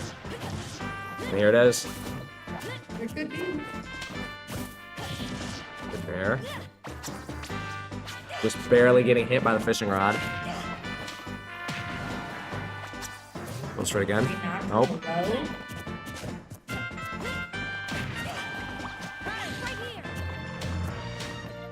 Planks with the projectile there. The dash attack on the miss tech, I believe. Yeah, forward air is gonna kill pretty soon. Literally fishing.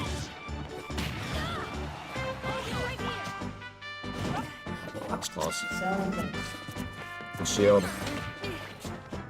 Just keeping him out with these forward airs and then going for fishing rod. You not like it's working. It seems to be the trick. Up throw? Yeah. One more hit. One more big hit. Yeah, very high percent rate there. But okay, we're getting strings, we're getting nickels and dimes.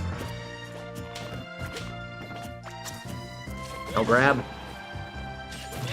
Still on Mythra. I'm surprised we haven't Ooh, seen not a killed. switch yet. Not Maybe killed. we should have game. There we go. 186% right here. We love to see it. 192. Yeah, can't survive it. There we are, 2-1. We got 84%. Destroying the bomb with the F smash. We like that. Oh, goes for the up B, but it gets stifled. Good. I like these B reverse pockets. I that, agree. What's this guy's name? Yakari? Yes. Good movement. Just being here, I Forward air. don't know much about the game. Good side B there. It's switched over. And the up tilt will kill. Point lead. There we go, 1-1. 54%. This is going to be prime edge guarding right here. But the combos are coming in. Ooh, good up air. Just attacking the shield. And off stage. Oh. It's close.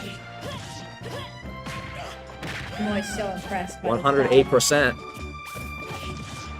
Against 37. That's going to be difficult. He can bring us back. Very possible. It is possible. Good foresight. Good. He's dead. And He's dead. He's dead. game. Yeah. What was that, game 3? Yeah. Game 3. So 1 to 2. I think this guy's We name actually is. only Yeah, have to win one more. Wins the game. Akari is up 2-1. It could be anybody. Nah, well, While I should they're pick. licking their wounds, I want people For me personally, I started back. I'm playing this game for a long time. I played Brawl back on the Wii Oh, I love when it first came out, and that game came out the year I was born in 2008. Really? So I've been playing this game for a long time. But Smash Ultimate I've been playing pretty much since it came out as well. Absolutely. We are in, yeah, we're in game 4. So Wombatiko has one more shot.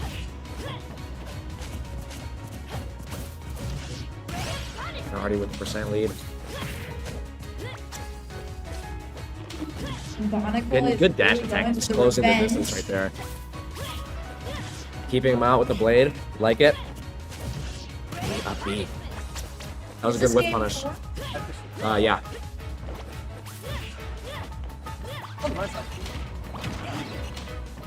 There's a clear Good death half tilt break there. for the win. It gets the up air, switches, and that kills. That kills. Great lead here. Now you have to deal with Mithras combos again. Absolutely. Monaco is not here to just play. They are clearly trying to be here Ooh, to win. almost. Ooh. Now? Okay, yeah, the dead. And now it's That pretty was much even. crazy.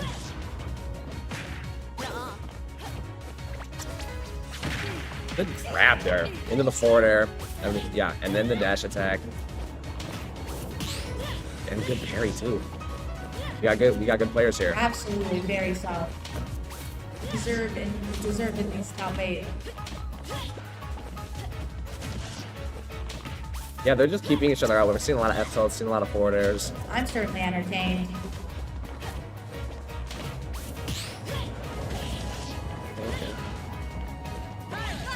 Above them. It's a really Almost. good Gets the up B. game. That's dead. That is dead. And we're Great, that was another great piece. piece. We could be tied. Good adaptation here. Absolutely. Keep him on the way with the projectiles. Plants the bomb. Ooh. Good tech. And the back throw. Okay, this is bad. I'm not even playing. I'm sweating. No tech here. Yeah, guys. Oh, Okay, there. now it's pretty much even. One. At this point, it is anybody's game. Good whip punish with the dash attack again. Isabel trying to recover. It just hits the mirror. Okay. Keep him out with the dash attacks. Keeping him at ledge. Okay, getting combos now too. Clear lead. Staying stop. Don't be stressed.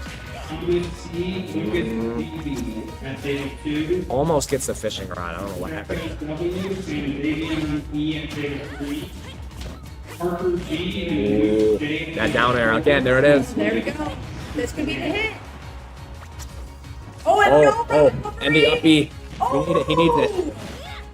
Goes for the up smash read. Didn't hit though. Whoa. Whoa. Dead? Yeah, dead. Down air into the up air. Down to the last. Here we go. Here we go. It is now 2-2. It could truly be anyone's game at this point. It comes down to this. Wait, what was that? Monaco that just won? Yeah. Monaco Another clutches up. 2-2. It is now game 5 tied. We love to see it. I believe this is the first game 5 that we've Yes. had. I believe so. Clearly, they are both here to win.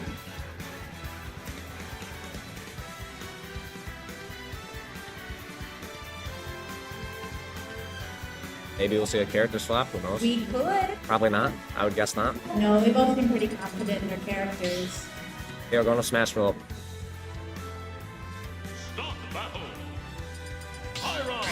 Yep. No change there. I think this is gonna depend on who really pops off first, Absolutely. because it's pretty even. The It's beginning it's literally is dead everything. even. Yeah, yeah. Who can ever dominate first? Whoever takes the first napkin, if you know what I mean. Yes, yes.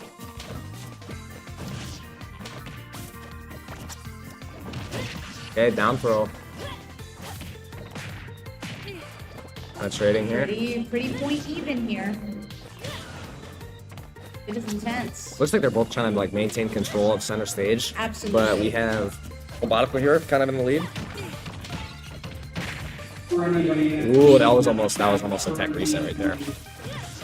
Stations 6, 7, and 8 are all focus points. Up tilt into the nair, that's good damage. Yes. I'm looking out. I haven't seen that fishing rod just yet. Going to the jab. Down air, up air, done. Yep, the star KO. And we have Wambatico taking the first stock, Still get it. I believe. Wambatico is not too far behind. Ahead. And a good down B there too. That's 125%. Forward throw, 136. Good recovery. Good awareness there. He knew that he was below the stage, so he went for the side B to recover. Just getting combos. Come on, let's see it. Nice. Wambatico is intense with those combos. Going for the spike. Unfortunately, not hitting. Ooh, There we go. There we go. There we go. There it is. Warren, it's over. Lots of fire for the movement.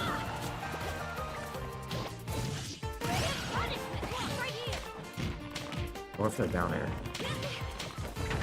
And the oh, okay. The tech roll to the right, hitting the down B. This is the most intense one yet. Just takes that with a shield. There you go. Just forward air. Just a crazy percent rate too. Almost gets the spike there. Dead with the forward tilt. 1 to 2. This might be game. Not over till it's over. It's not over till it's over. That is correct. Well said. It could still be anybody. Just whiffing attacks here. There we go, gets the side B. That was an intense combo. Nice spot dodge. Absolutely. And a good landing from Akari. It's in there. Oh! Good down smash, now he's off stage. This is good here. And the parry. Oh, and it is 1 to 1. 72% to 0%. I'd like to see how this goes. He just sets up right in his face, gets hit with the forward tilt. There's a lead, but it's not over. Good down throw, and then a bomb. Absolutely. Juggling with the up air, and it's over. It's Wambatico wins. Nice. Good stuff there. That was so fun. Very fun.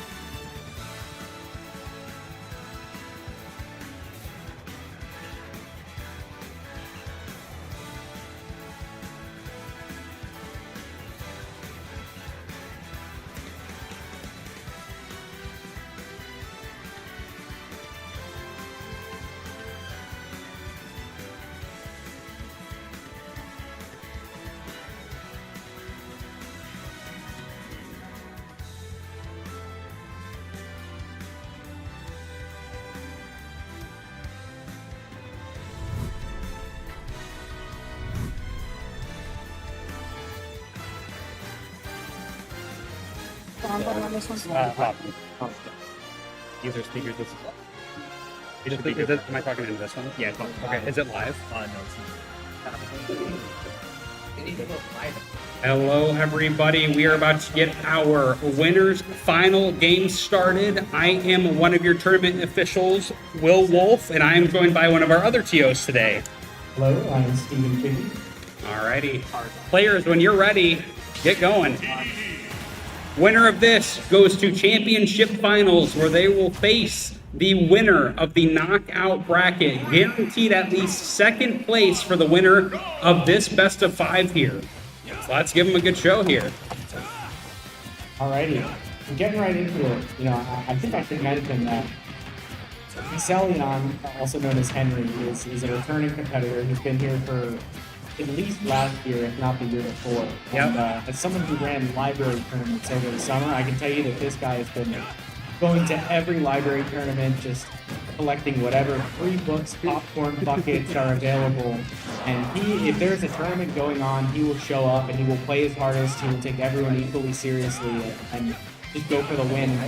I think at the end of last year, I'm not sure when he ended up placing, but somewhere in the top 8. And the feeling was kind of that a lot of the best players from last year were exiting the age bracket for this event and going off to college. And so for a lot of reasons, I feel like this is kind of, he feels like this is his chance to win a tournament. And on the other side, you've got Robonicals trying to stop that from happening. Yeah, exactly. Yeah, Henry was always just chasing right behind the Kellogg'sville 3 and then Advanced Placement, who's Logan, one of our other TOs today. But I was talking to Henry before the event about a month ago, and he was saying that now it's his time to collect the belt now that they're all gone.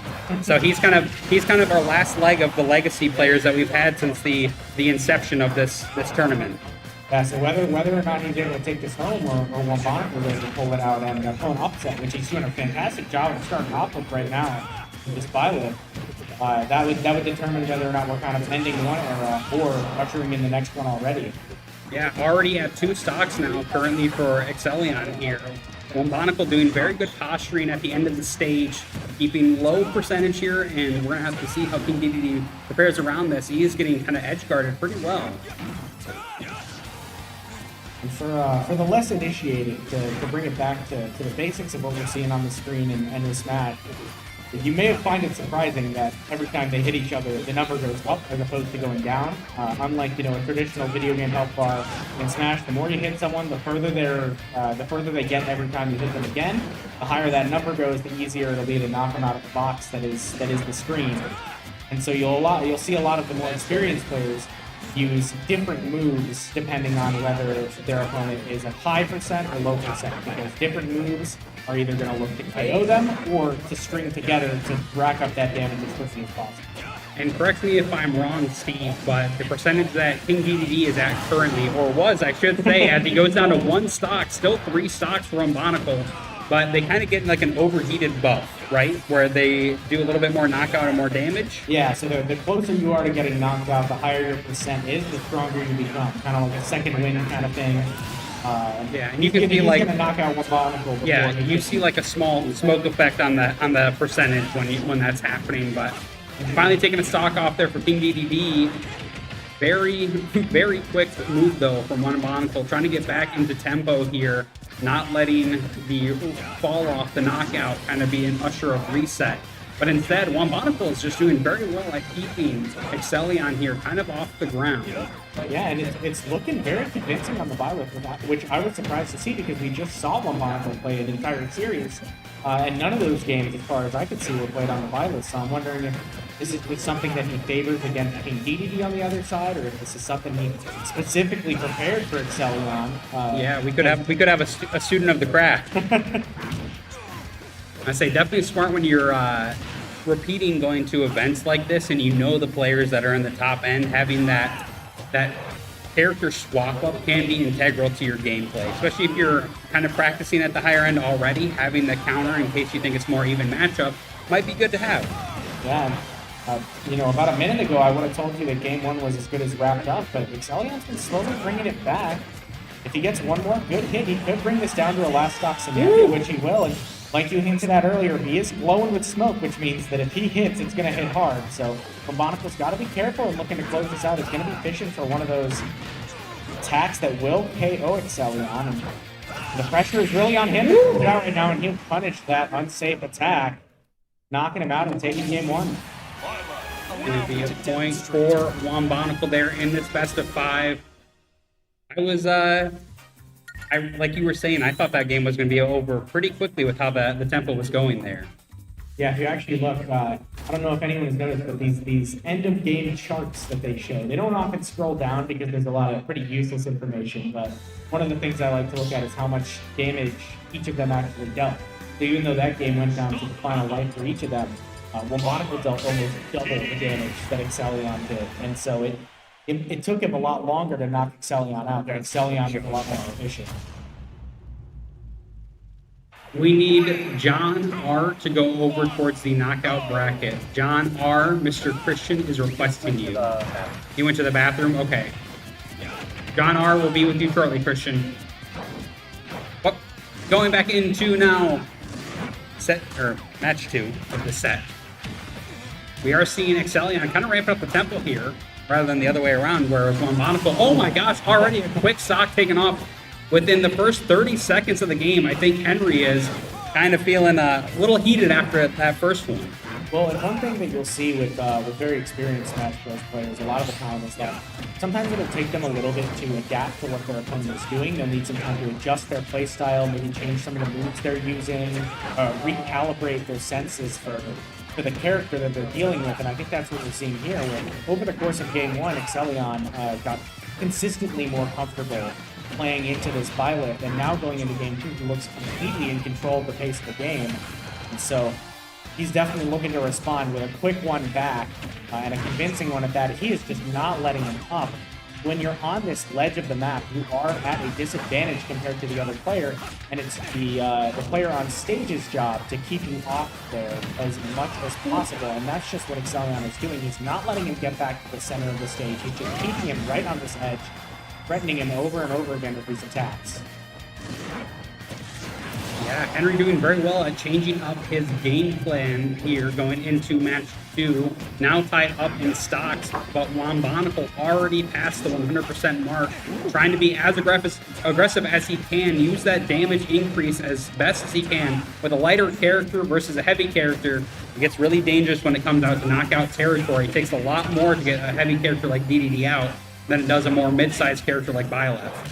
Yeah, and it's actually kind of funny. Normally the thing that you see with heavy characters is that they're kind of known for being slower, and a lot of their attacks might be a lot slower and might not go into each other as well. But they're going to hit hard, and so you'll see them get these earlier knockouts. But I almost feel like what we've been seeing so far has been Excellion just going for these small hits, one after another, just controlling the pace of things. Meanwhile, I feel like every time Wombonical gets a hit or an opening, he takes it really, really hard. So it's a very interesting player match in between those two. Is the death by 1,000 cuts from Excellion going to triumph, or is it going to be Wombonical's kind of explosive nature with these openings? Yeah, what wins, the trainer or the mosquito? But Wombonical was bringing it back. We did just have both of them past the 100% mark. 2 stocks and trying his best, and does get a knockout here. KO onto the DDD, down to 1 stock each. So now it comes down to, just like we were saying, can the Byleth do enough of these small attacks and combos to take out the DDD, or does DDD get 1 or 2 good combos off and launch Byleth out? Now, I always feel like when I'm watching Smash, there's a million things happening every single second, and it's hard to keep up with what's going on. But the very baseline level, Super Smash Bros. Is about rock, paper, scissors, right? You have attack, and you have shielding, and if you shield, then you block the attack, and then you can grab them as well. And if your opponent is shielding and you grab them, it'll go right through their shield, and you'll be able to deal some damage to them. So at a baseline level, these players are just playing rock, paper, scissors over and over again. Every time one of them uses an attack, the other one shields, and every time one of them shields, they might go for a grab to try to break through that. Yeah, we're getting closer here at the upper percentages for both of our competitors here. It is anyone's game. It is 1-1, both at 100% essentially. Very close here, and it just comes to 1 hit, and that is going to be Excellion taking game 2 here. Woo! We might be in for a very, very close best of 5 going 5 games. I'd say now we're into a best of 3. From scratch game 1 and game 2, we've got ourselves a best of 3 now. All right. Who wins these next 2? Reset the overlay, go to a best of 3 format, call it a day. Go rock, paper, scissors once again. And you know, the kind of mini game that's happening in between each individual match is also that the players are talking to each other and discussing which of the many stages they're going to go through. And so the differences between stages aren't always immediately clear, but oftentimes it has to do with how many platforms are on each stage outside of just the baseline platform that they're both fighting on. And then how far do they have to send each other to knock each other out? So certain stages will have maybe a lower ceiling, or the sides of the stage will be more closer in, which benefits different characters in different ways. Some characters like to get their knockouts vertically, and some of them like to get them horizontally. Some of them like having bigger stages because it allows them to live longer and to later percent. So it all depends on what each player's strategy is and which stages they think work best for them. But right now, it's not looking like this choice. It's a good one for Wombonicle, as so far, Excellion has only taken 1 damage, and I'm not even sure that was dealt to him by Wombonicle. I think it was going so far off the stage that it started dealing damage. Just did the tick. Is yet to take a hit. That will be the first one as they trade hits, but this is just a dominant performance in Game 3, and it really seems like Excellion has the download on his opponent Wombonicle right now. And Wombonicle is going to have to adjust his playstyle a little bit to find an opening. Yeah, Henry lost that first match there, and now in 2 and match 3, within the first 30 seconds, took the enemy stock once again. So I think, like you were saying, Henry is a very methodical player. He's a very big student of the game, and so, like I was listening earlier, and some kids were asking him after their sets what they were doing wrong or how they play certain situations like ledge. And so Henry is just good at studying the game, and we're already seeing him now 3-1 stock. I think that's, to draw just a little bit of attention away from the game that's happening right now, I think that's my favorite thing that I've been seeing today, is that there have been a lot of sets that have been played by people who might not even know each other beforehand, and they're more than willing to give each other feedback or exchange contact information to play at a later time. And really is kind of building this sense of community and of wanting to improve at this game that they all share an interest in. Which I think is awesome. Yeah, I think we've been very fortunate here at the Kent County Cup with a very good community of people and kids, parents as well, that have come by, wanted to grow the scene and see everybody kind of come together for something that we all have a passion for, and just kind of watch as all these young people grow into adults that are, just wonderful members here of Kent County. Oh my goodness. Yeah, absolutely. Okay, maybe bringing fantastic. some focus back to the game is 63% in 1 combo from Wombonicle. I mean, regardless of the fact that he hasn't been able to find many openings over these last couple of games, when he does, he executes on those, really taking advantage of the fact that King DDD is a heavier character, which means that he's going to stay closer with each hit, and oh my goodness, falls down on his face. I would say if I got belly flopped on like that, I would feel a little disrespected. And the belly pat with the laughing, a little bit of mocking. What I'm going to want to see from Wombonicle going into this next match, they get as a reset. Now, Wombonicle just needs 2 best of 1s, right? 2 best of 1 wins, and they're locked in for championship finals. So I need a reset, deep breath, and kind of think of the game plan, because so far the last 2 matches has been aggression from Excellion into a 30-second stock take. Right, and you got to consider the momentum as well. You might want to. Ooh, he's going for the Rob, which I haven't seen in a single game today. Of course, added to the list. We brought on, or we brought up at the very start before the tournament had even began, and we brought up Kenny, who has won the belt the last few years and is no longer at these tournaments. He is a Rob player, and so Rob has a storied history at the Kent County Cup. That's for sure.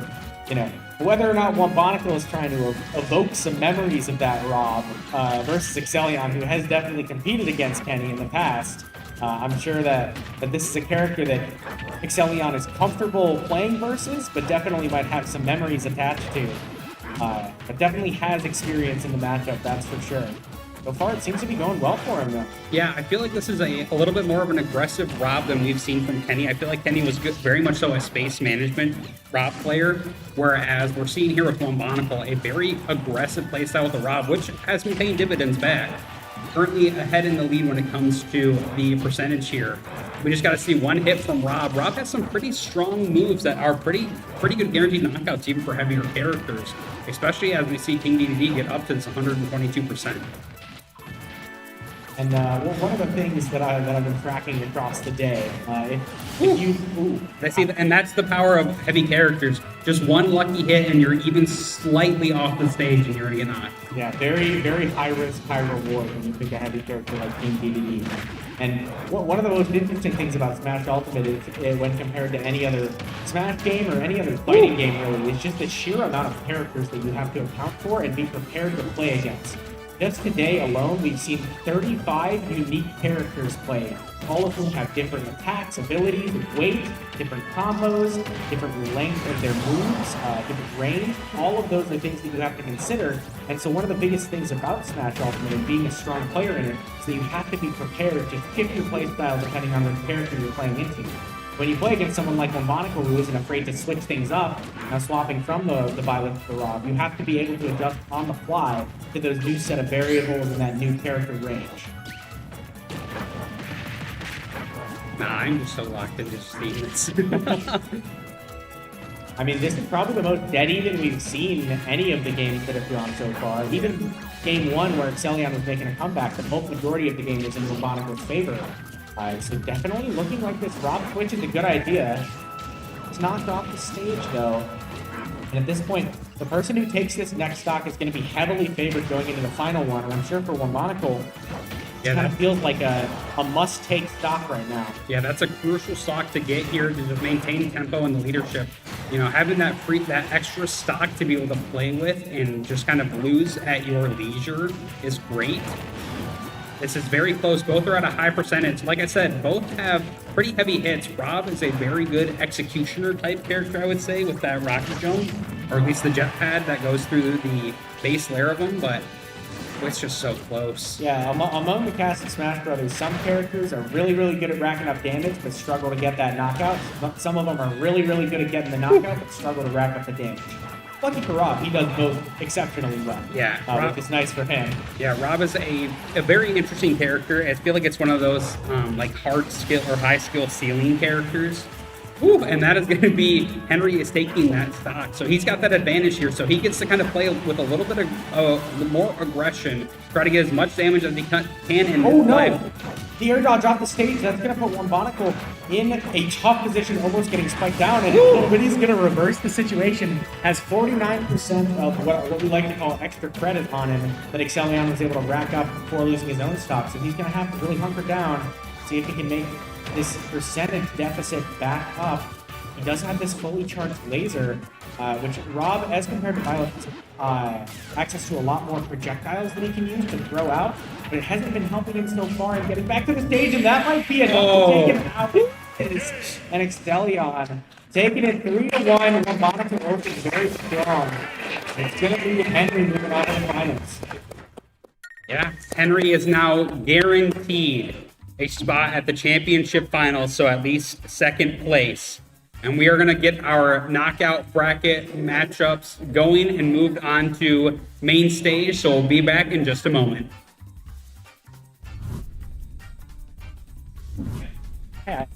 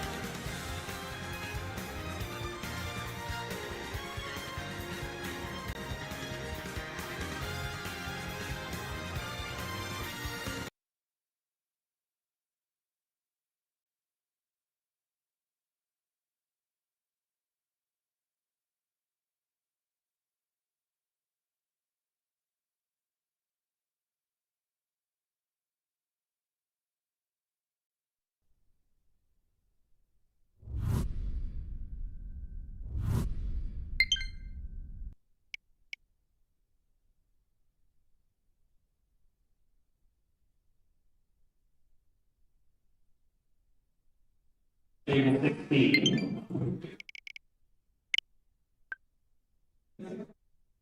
All right, we are up here on the main stage getting into some of our final knockout bracket matches. So I'm back. I'm Jason. You have not heard me commentate too much today because we've had a lot of very amazing high school guests on there today. As a reminder, we will be announcing the winners of the shoutcasting competition before grand finals because we're going to invite the winner of the shoutcasting competition to commentate grand finals. But for now, I am joined with Caleb. All right.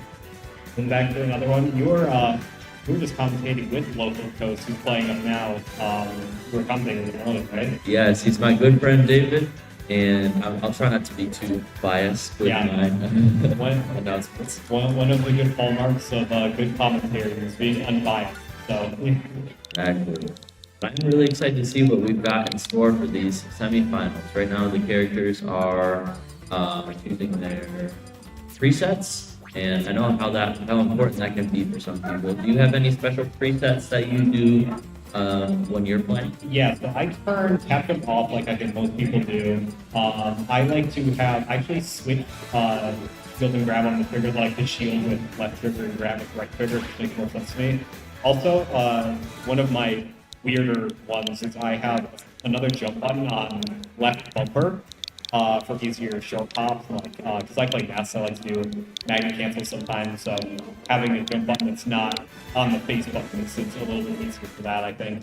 Oh yeah, that's fair. Yeah, that's a very versatile character. I think a lot of people have that one like controller preference that makes everybody look at them kind of weird. If people watch me put jump on left bumper, and that's my weird. I still have it on like X and Y, but just as another one. Not a bad thing though. If anything, it gives you an advantage to the games because you have it set to what you are comfortable with, and it makes you a little more comfortable in this more competitive sort of environment. Yep, and it's really great for accessibility too. Like setting it up where it's most comfortable for how you want to play it. All right, we are getting into it with Local Toast playing Villager and Logman playing Kits. All right, what can you tell us about this match going in? So, David was just talking to me a little earlier about this, but he is really good at Villager with his projectiles, but he was a little nervous about going into a Pit matchup because Pit has a lot of reflectors that he can utilize. So it might be a little dangerous to him because Pit will be able to return a whole lot more damage in favor, but Pit and Villager are looking to be pretty even right now, but David is slowly gaining the upper hand by utilizing his different abilities here. We have got Pit is coming back a little bit with his trading blows with him. Yeah, I'm seeing Logman using his down spectrum to reflect it a lot because Villager, very projectile heavy character, really relies on the zoning and also a little bit in combos. So I see Logman responding with that reflector that can shut down a lot of that stuff that Villager can do. But Loaf also kind of taking that into account, approaching with the falling neutral on the path. We see a lot of really interesting combos that Loaf has been using to his advantage, and Pit is trying to maintain a defense position here. He kind of pushed back a little bit, but Villager with their versatile like balloon recovery is a lot more buoyant with their movement. Yeah, both of these characters have very good recoveries, like distance-wise. They can get back to the stage and pretty much enter where they want. So really, edgeguarding these characters comes down to intercepting their recovery path and knocking them out of it, not just knocking them far enough away where they're not going to make it back on their own. Exactly. So this is the later stage of the match where the two characters, Pit is trying to take a stock off of Loaf, but Loaf is staying in there somehow.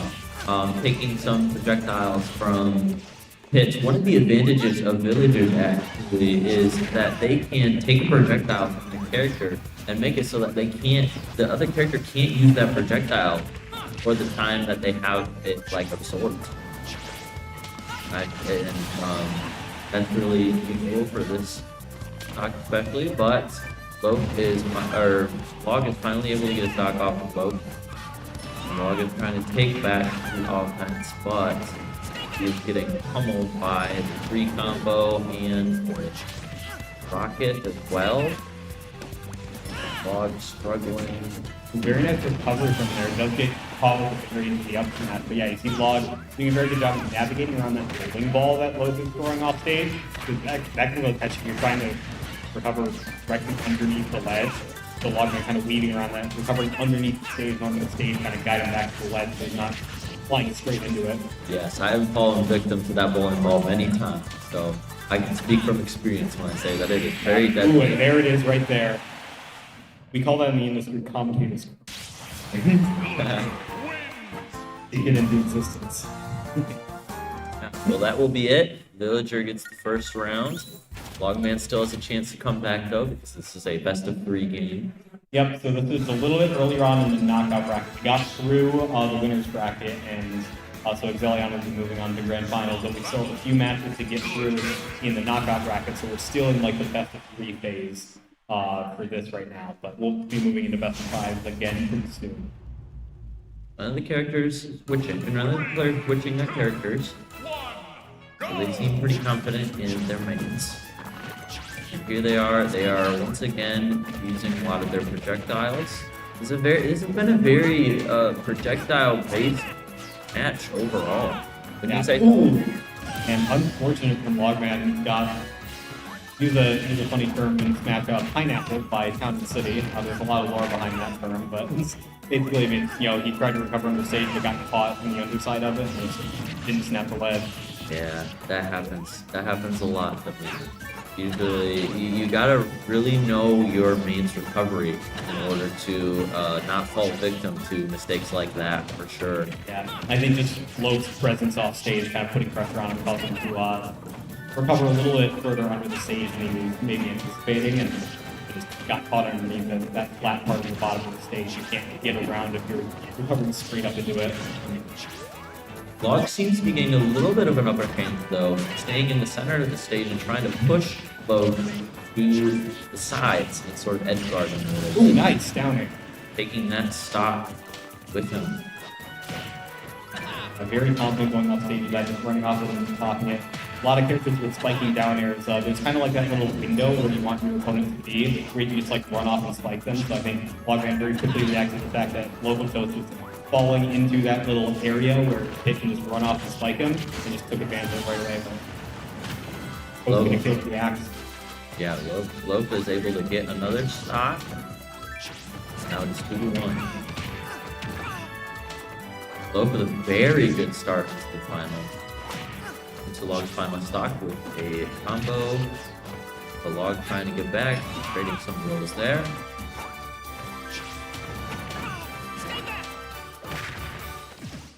Yeah, more trading attack. Tries to read that air dodge into the up smash, but doesn't quite hit it.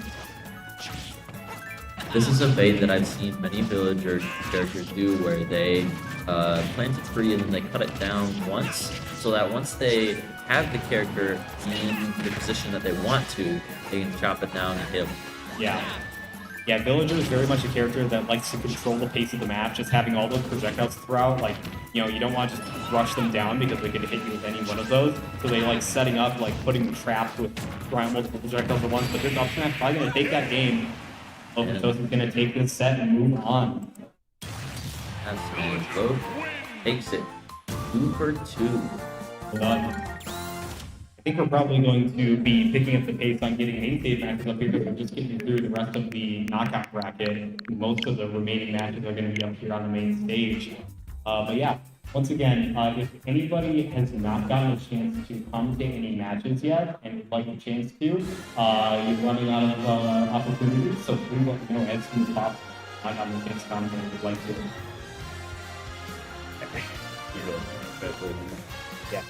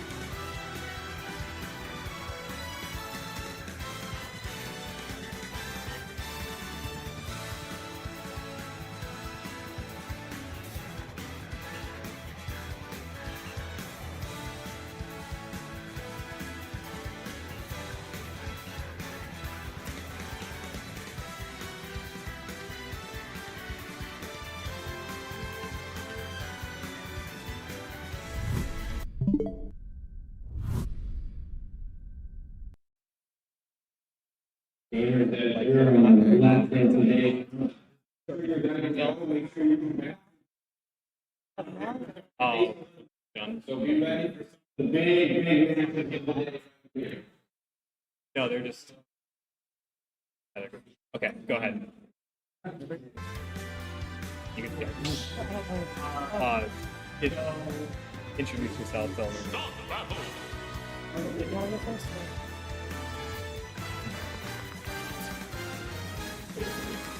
You're good. Those of you who joined us, we were knockout semis. Yeah. I'm one of your casters, Nolan. I was tackling Incineroar and went 2-2.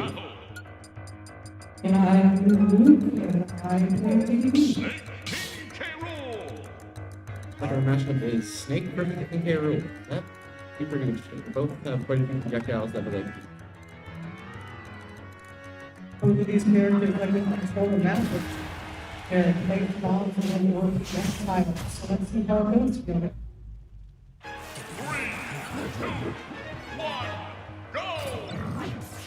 You get projectile. Immediately the crown right now. Projectile from both characters. Snake is grenade and K. Rool is current. The hits landed yet, but things are very soon. Lots of everything, but take your ability to consider armor and certain moves.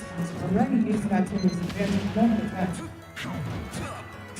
What's interesting here is that Snake is much more combo focused character, while K. Rool is much more focused on making larger hits. It's going to be interesting to see which one gets those first. Especially given projectile shutout that could happen. I feel like there's a wait for it and we make a mistake. Then we realize on the next time. It's not paying for K. Rool, but Snake can turn things around pretty quickly, so don't place your bets yet. Further, that is true. Lots of projectiles going out the screen.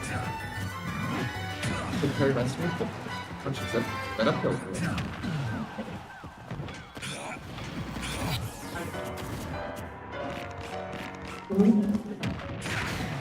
Nice kill. One smash. That down for Snake. Pretty interesting move because it just lays their opponents down and lets you pretty much do whatever. Don't stay out too long, yes, you have capitalized. Getting lots more damage with that grenade in there. Hero seems to be controlling the field right now, but anything can happen with Snake's projectile capabilities. Got him off stage again, but it seems to be quite like reoccurring hurts. Conditions are reversed, Snake is on stage. This leg seems to be the main point of contention in this round. Interesting to see who wins. Nice ledge guard with balance. Not account for the armor on that down smash, bring it down 2-1.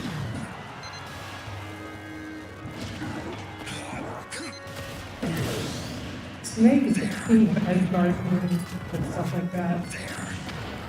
On one, but the other fighter is even close to being out of it.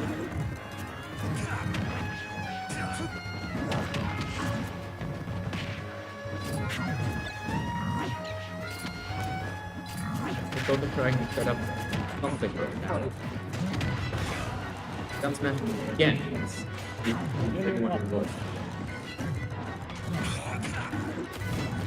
That up smash keeps coming out from the ledge guard and it's really nice getting out of that screen. The projectile like to when you're jumping is easier to have it ledge.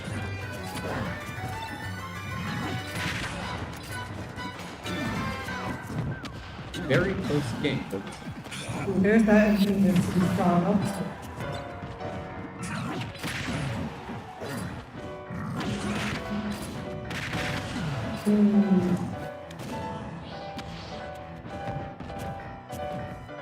Like this ledge has switched to the main point of fighting, so you can see how tactics are reversed.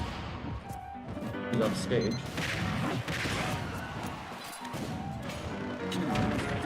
Again. Uphill and rest game 1. in our best of 3 set.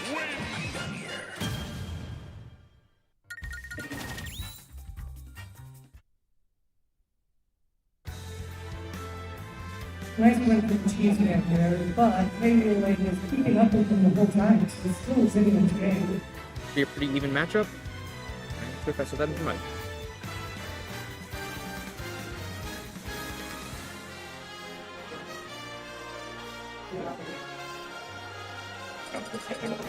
Yep. But they're changing up the music on. That was game one. That was just game one. So. Snake is coming out once again. Let's see if they were ready to take something else. Same matchup, let's see if it goes anywhere with him. No, it's a different stage this time, so it'd be interesting to see how that thing. Is Michael again? I think it's if you guys want to show that one real bit, got the name into it.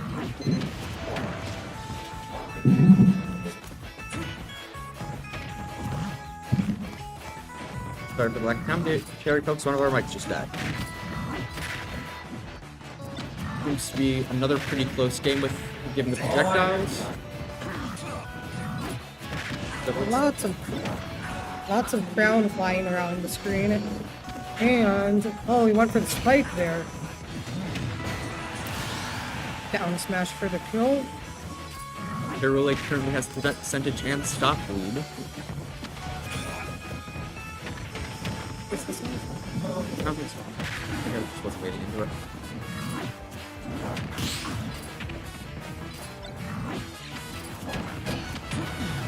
Ooh, nice up tilt from the Cheese Man there.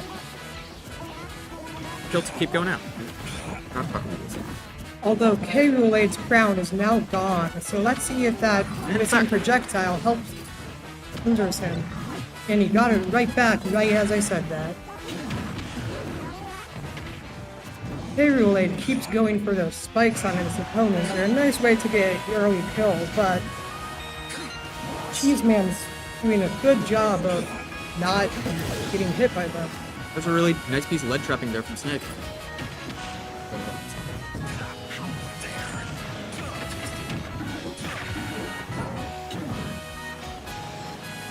Offstage battle, 2 propellers going up.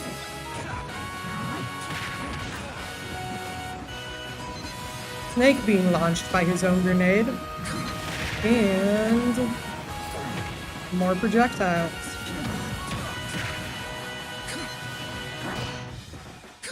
Using his belly armor right there to get the tank Snake's missile. And there's that infamous up tilt again. Other stock gone. Then that up air from K. Rool. Once again, anyone's game at 1 stock apiece.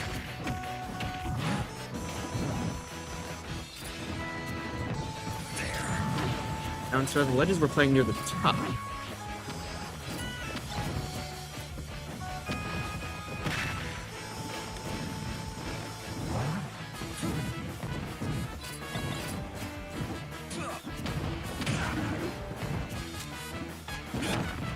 Sends him off stage. Let's see if he can capitalize on that at all. And the roles were reversed. Once again, playing for a ledge. That ledge trap is going very strong. K-Roulade keeps getting sent off every time he tries to recover. He just rolled on though, so. Got back to the middle now, and positions are reversed once again.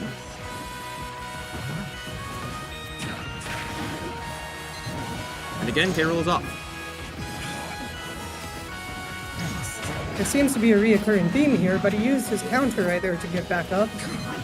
Now he's taking control of the middle of the stage. Once again, blood trapping begins. And the uphill once again will take out game 2. And I believe end the set. Let's stand up there. Got this. Threw up the mic, but you guys did well.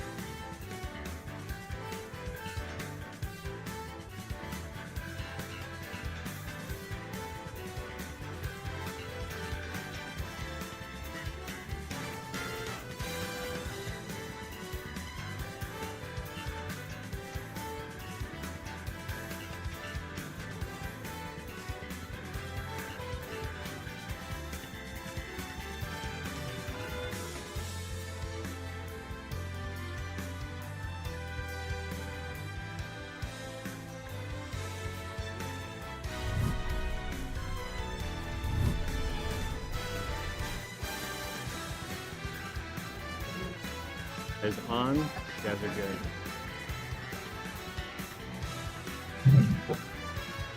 To lean into that one because the other one we don't have. Oh. All right, we are back again with the semi-finals of the knockout.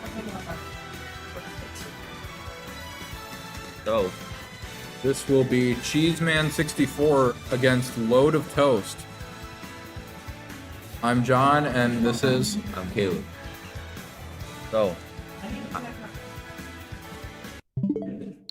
they are still connecting their controllers, but I've known Lo for a while. He is a really great villager player, but we have yet to see how formidable his opponent will be.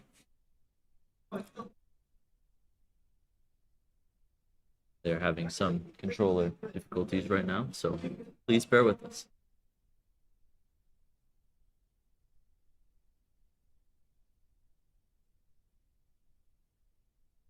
So John, how long have you been playing Smash Bros? I've been playing Smash Bros for about 8 years now. And how many times have you been to this this tourney? This is my second time at this tournament. Wait, this is my first time. And I kind of just went here to watch David, and I competed myself. I'm not the best Smash player in the world, though. I'm nothing. Neither am I. I lost all my matches, but not on the same level as everybody else. But hey, at least I am able to spectate and provide my own insights on the matches.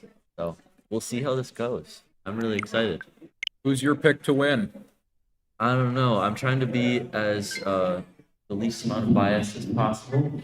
So I don't want to say David will win because he's my friend, but I don't know. We'll see how it goes. What do you think? I think Cheeseman might have this one with his classic Snake play. Oh yeah, yeah. I have seen. Oh. Is it done? Sorry. See if I can get more. Yeah, Snake has really been kind of a trendsetter in this match because this round, or as we've seen here a lot. What we can try. Oh, yeah. As we've seen here a lot, Snake has been doing some really good comebacks, and he has a lot of versatility on the battlefield. That's for sure. So, yeah. And he is going up against David's Villager, which is a very projectile-based character. He has a lot of attributes as to throwing things at Snake, and we'll see how well Snake maneuvers his way through this. They are both very good for long range, but I think Snake might have it if he gets it to close combat. That's fair. That's fair. What Snake has to do is he has to use enough of, or weave through the projectiles enough to trap Villager in a close combat range, and then, like you said, he might get the upper hand. All right, it looks like they're starting with small battlefield. And that's really smart for Snake. He's keeping it in close quarters with his opponent.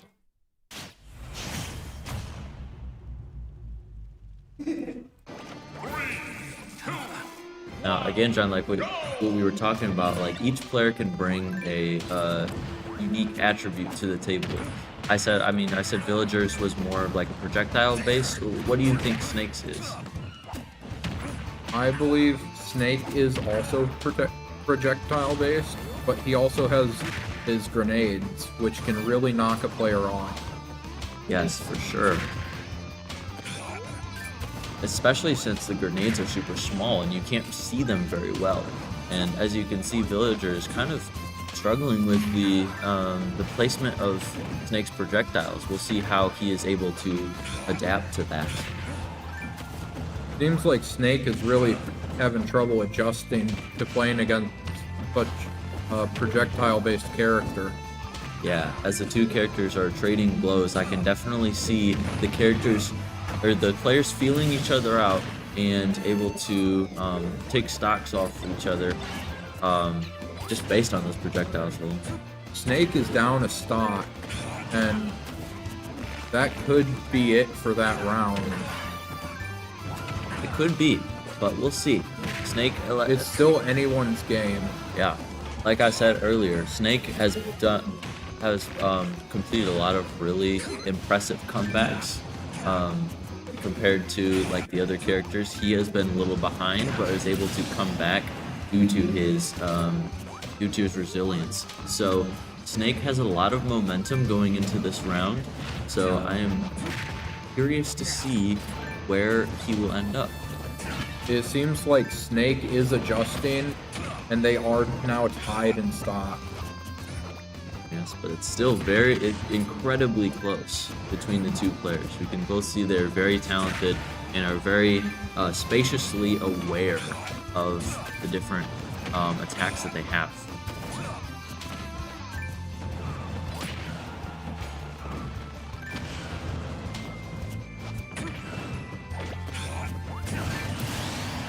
Old Loaf takes off another,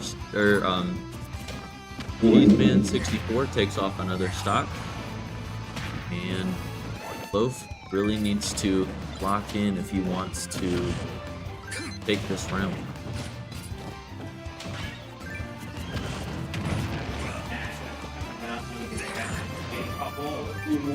If Cheeseman ends up hitting Loaf with a good missile, that could be the end.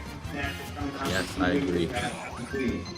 Overall, both of the characters' aerials are really exciting to watch as well, because Snake has that really great recovery with his blimp, or like his little parachute thingy, but Villager is also very, very light, so they can move really fast in the air, and that can really play into what attacks they're going to do. And here they are again. Toast Loaf trying to hold his ground despite Snake's pummeling attack. And this could be the end for Toast Loaf here. They are both at one stock, but Toast Loaf is down. And that's game.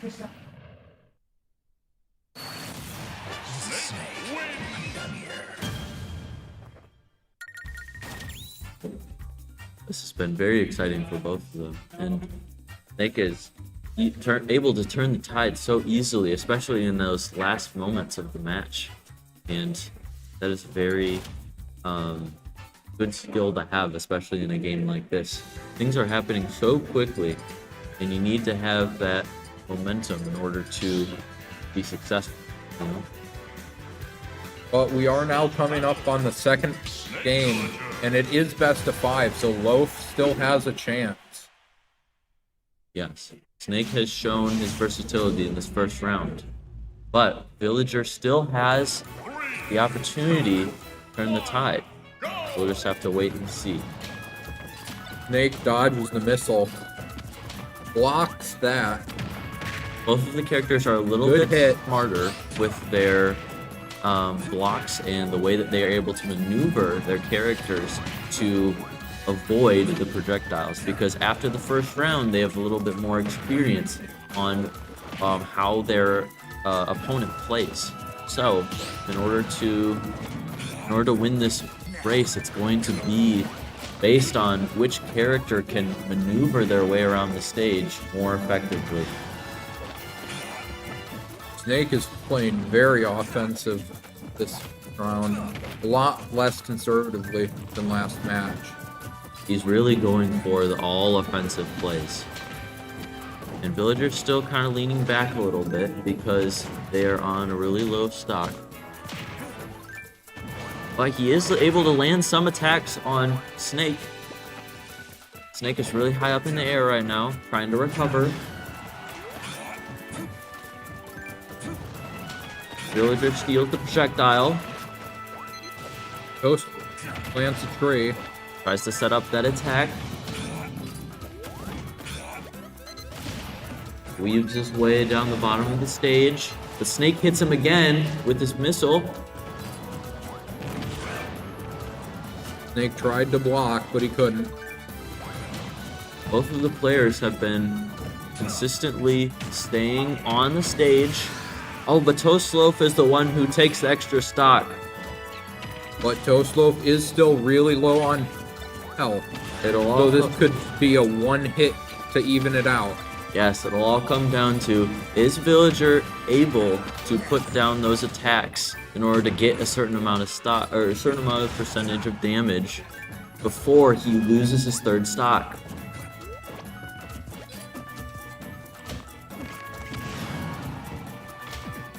Snake with the incredible combo there. Snake loses another stock in a failed attempt to knock Toast off. Toast is gaining the upper hand, slowly but surely. He's playing very smartly here with his calculated attacks and his aerials as well. As this is only the second round, this could still go to anybody. I agree.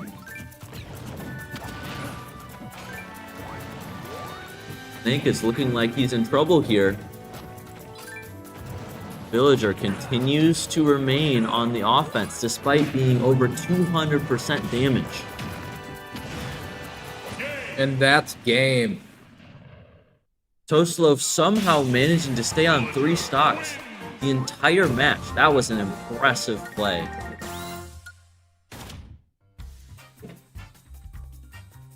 And now it is tied. 1-1. First one to get 2 more wins wins it all. This is super exciting, John, especially the players' ability to hang in there despite the fact like they have so much damage. As Toastloaf exemplified in the last match, he was able to trade blows and was able to play it very smart by remaining in the air and out of Snake's reach. So if he can utilize that same strategy this next round, I'm thinking that Loaf of Toast might get the upper hand. But we also have to take in mind Snake's ability to turn the tide very quickly. So we'll see how that factors into this match. I believe that Snake has the upper hand with this being large battlefield, or the regular battlefield, as he has a lot more room to maneuver. So you guys can both go both. Yeah, this is the stage that that Fusion 64 chose the first round, and it really played to Snake's ability to keep things on the ground and being able to take his projectiles to the next level. Toastloaf is trying to remain in the center, and Snake just takes the center, tries to push him off. Snake throws a grenade, destroying his missile. But Villager persists. Both of them are extremely close here. Projectiles are flying everywhere. Toastloaf absorbs that projectile, then throws it back at him, but misses. This is very tense. Toastloaf tries with the missile, but misses. And Snake is getting close to falling off on some of these plays.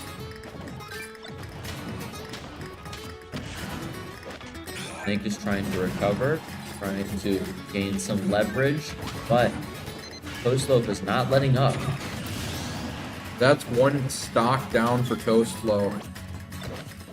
Yes, that mistake of not being able to anticipate that smash attack, that is really fatal.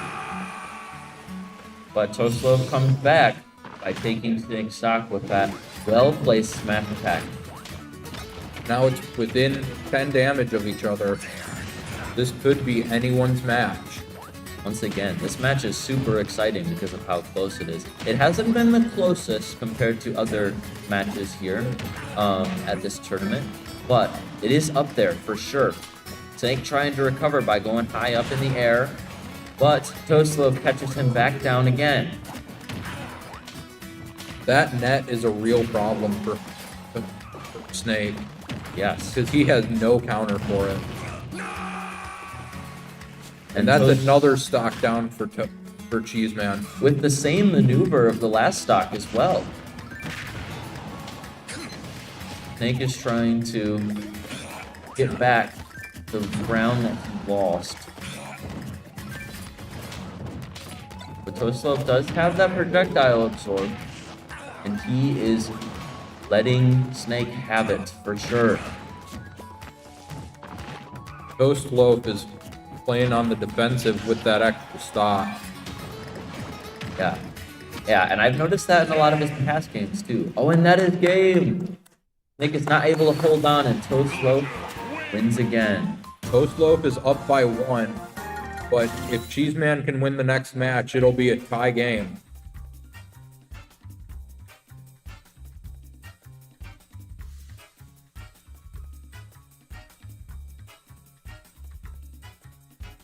I love how respectful everyone is in this tournament. Even though I lost a ton of times, I feel like I was never like disrespected by the other players, and the overall atmosphere for this tournament in general has been very pleasant. Now we'll just have to see what happens next. Villager and Snake. Very, very close opponents. Loaf of Toast at the end is able to gain the upper hand. Let's see what stage they got next. They're choosing Kalos Pokemon League. This map has a lot of extra room for mistakes. Yeah, especially since there's no stage that you can hide underneath. Kind of like Villager. Villager has that balloon recovery, and Toast Loaf has been using that to his advantage in past matches of going underneath the stage, but he can't do it this time. Now here they are again, trading blows. Toast Loaf trying to find more of the upper hand by using his projectiles. But Snake is matching that and is able to get more damage off him. Snake is getting some good hits with his grenades and missiles. But Villager is countering with his missiles as well. Yeah, a lot of very smart plays from both players. Trying to take as many projectiles as they can and just let the other player have it. But Snake stays on. Oh, but Toast Loaf hits him with the smash attack, and he high up in the air. See what happens next. Toast Loaf firing the rocket, then trying to use the bowling ball. Oh, then that's it. Cheeseman is down a stock. Toast Loaf is once again showcasing his ability to plant just the right smash attack at just the right time. And now Cheeseman 64 has a lot of ground to cover. We got to remember, if Toast Loaf wins this match, then it's over for Cheeseman. Yeah. And that has made this match all the more suspenseful. But Toast Loaf has a lot more confidence behind his playing due to his really fortunate win last match. Oh, and he's letting Snake have it, and Snake loses another stock. Toast Loaf looking really good here. Hits him with the tree. Hits him with more projectiles. Snake struggling to maintain his composure. Snake needs to play it on the defensive or it could all be over. Toast Loaf's still on 3 stocks, too. Yes, it is really impressive how Toast Loaf is able to maintain his 3-stock lead, despite Snake getting in some good hits. But that will be the match. And that is Toast Loaf for the win. Toast Loaf advances to the final round. Good job, David.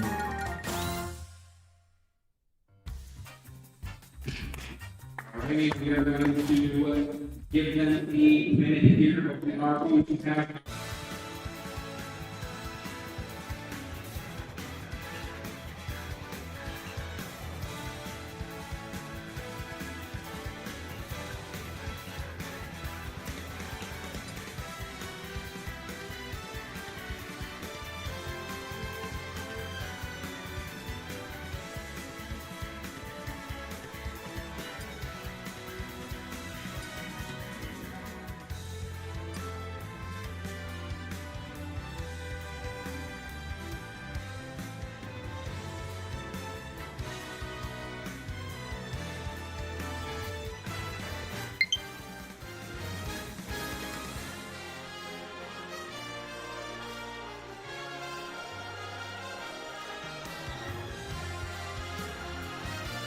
I'm used to this. Are the mics on? Is this on? Yep, both on. Just want to say thank you to everybody. The loaf of bread is still playing. Yeah, yeah. Round where we I just cleaned up a changed little bit Oh, behind the scenes. But I want to say thank you to the side game. You want us to do that, or you gonna do that?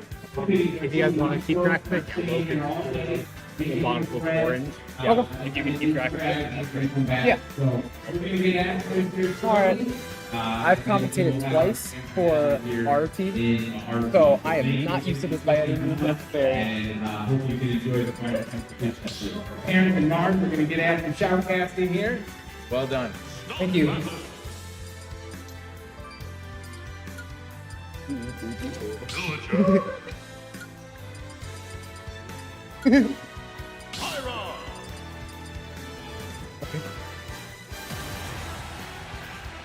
Getting into it now is Pyramithra versus Villager. What?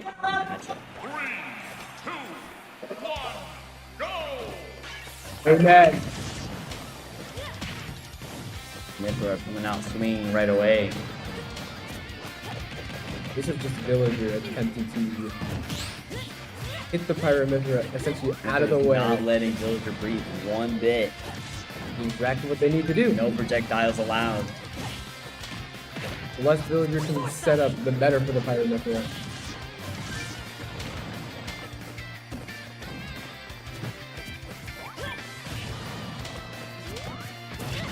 Forward smash coming out. We're in an edge guarding situation. Off the Pyra. Now we get the Ganondorf version. Now we get the Ganondorf. Ganondorf? The Ganondorf, yes. The Ganondorf. This is just Ganondorf, no? This is Ganondorf with a better sword. Yes. Now this is Sheik. Now this is just Sheik with another sword. Better Sheik.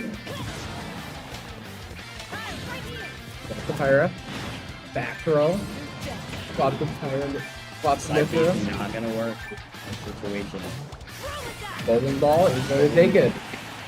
First stock down. Villager. Pyra now. Down air is going to be brutal. Forward Okay. smash, extending the hitbox in the lane. Free.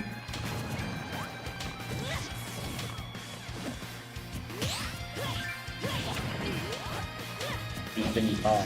I don't have any words. Like it's all good.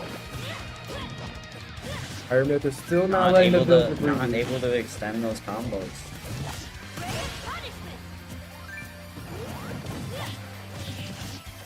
Villager continuing to put Lloyd out on stage. Not really working in their favor ultimately. Pyramith has done a very good job of keeping the Villager at bay. Yeah. Or at least in their face. Yeah. I love when I watch a rush gun machine going. Yeah.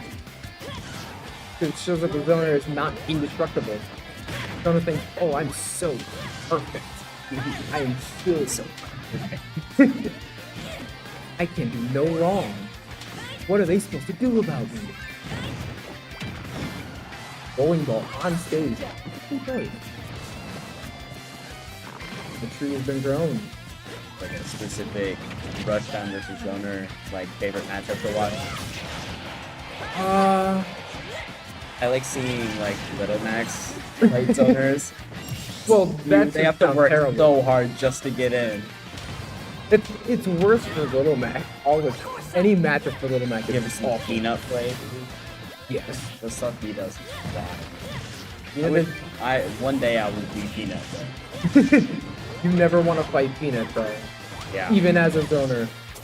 No matter how bad the character is, you never want to play someone who understands their character.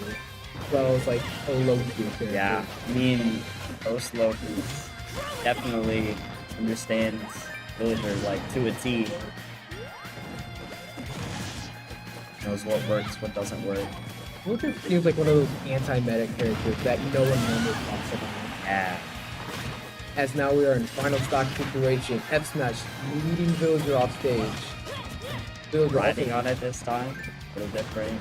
Riding the Pick it up. World Rocket. You know you get put into special form if you get off them, right? Yeah, I think so. That's what happens. Hermes also have done a great job of Roger has to make up the for dash it. attack And and that's take it. Dang.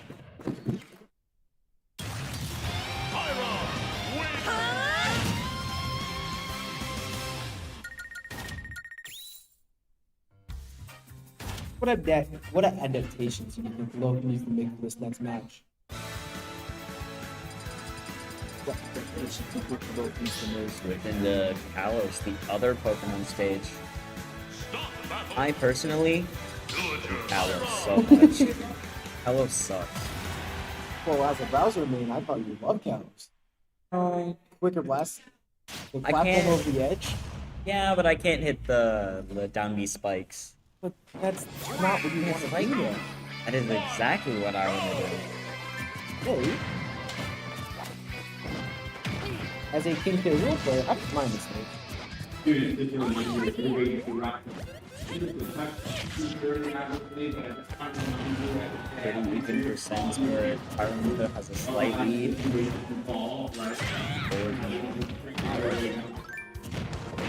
It's been a little forced match heavy at light. Yeah. I mean, they did get the incredible stock of 111, but like, Also been landing with a lot of aerials.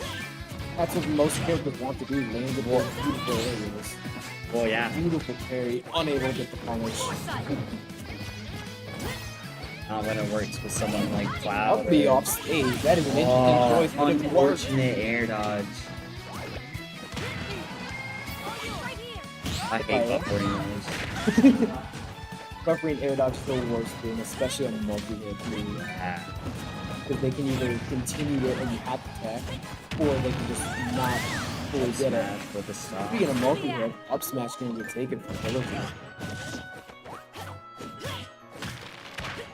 Chopping down the tree, getting some wood. What nasty, bro.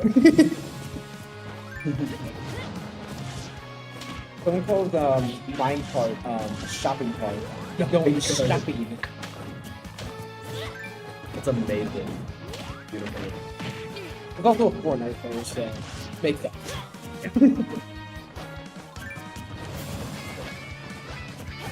Back to peace. I remember like right edges here. They're struggling a little bit to get an opening. Villagers doesn't Projectile. need an opening. Villagers needs to keep the Pyromithra from getting an opening. Yeah. The Pyromithra Very just forces different. them to push. Very different game like style. Yeah. Themselves regular.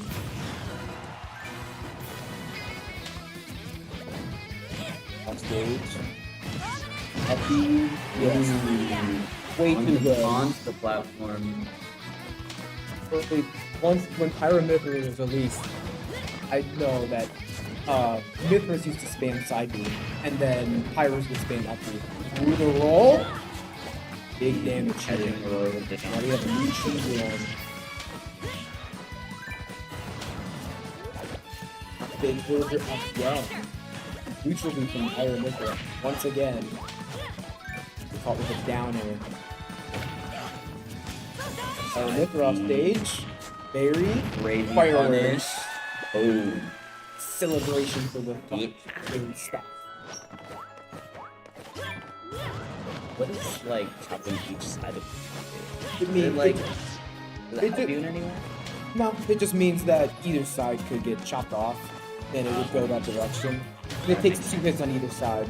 Right.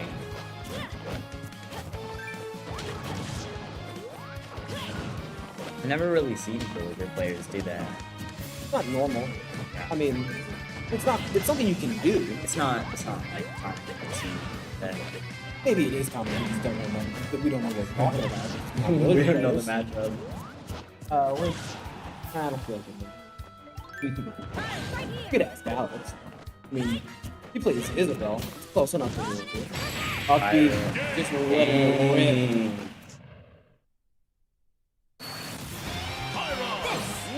Power the Aegis. Are we going to get a 3-0? I see it. I think it's possible. I think the problem in this matchup is Villager doesn't have anything to pocket. Yeah.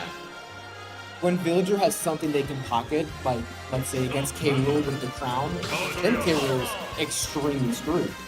Yeah. But in this matchup where it's just a sword, kind of hard. You have a lot of projectiles, but you don't get to use your opponent's projectiles. Exactly. There is side B, but I haven't seen this Pyro use side B like at all. Not the Pyro side, you know. It's because it's like it has to hit, or else you're just stuck. Or else, yeah, you don't without even have your sword.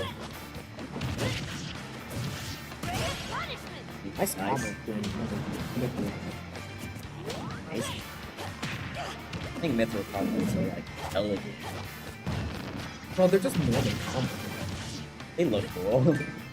They look cooler than most, we'll put it that way. Even though it's just normal strings. But the funny thing though, they do more damage than Sheik. They do more damage than Sheik, and they have a chance. They have 800 move for 20%. yeah, that's Sheik for you.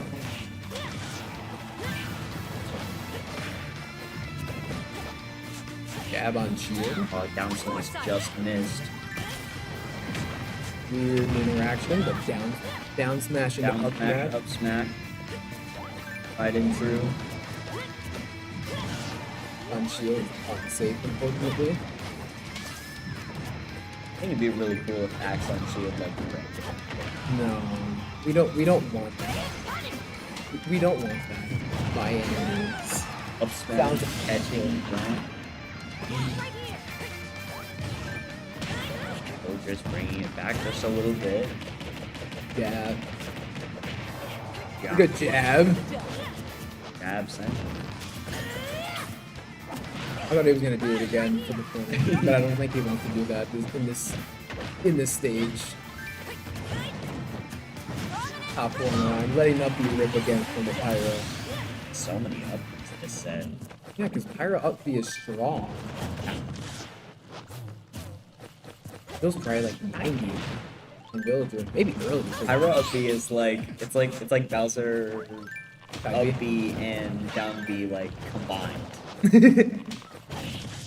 It's just down B. I mean, it's kind of quite similar in that sense. Yeah. Pyro off stage now, never where they want to be. Lord Rocket hitting. Smash gonna take it. Catching them going. It was either that or the Mithril could have side beat, which would I don't- have been red just as well. Checkmate situation. Yeah. Now the Villager is going off stage. Pyro downer, unfortunately does not hit. End situation here. I was gonna get an up spin. It was just stalled out by the Lord Rocket. Yeah. I was just not letting Villager move at all. Uppy almost takes it. Great it DI. again. Great DI. Back air? Oh What even man. was that? That was a... I forgot what it was. I thought Pyro was on the ground. Very confused.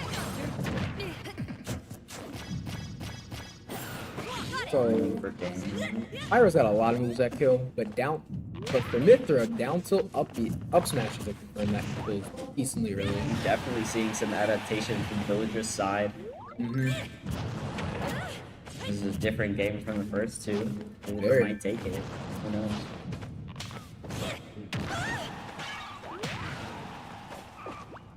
Ooh, bowling ball. Bowling ball. Let's go bowling.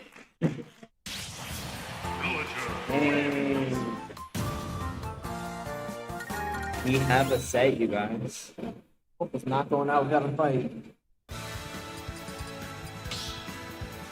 Going right back to PS2. Who do you think has the advantage at this point?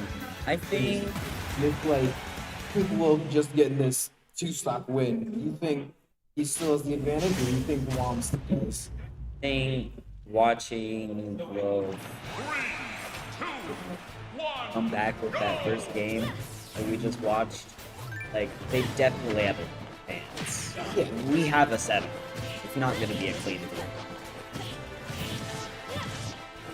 Or maybe. Beautiful strings from the Pyro, though.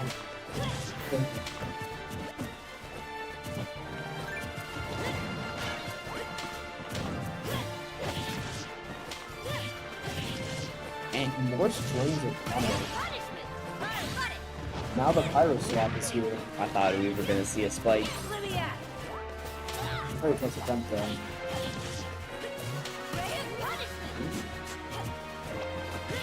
I think they know that if they press any attack button, they get a spray. You know how upbeat like they did where you want to keep their up. Oh, yeah. You can spray that. Right on cue. F smash almost hit him. Down We almost got it. Down smash, up smash. For like the 15th time.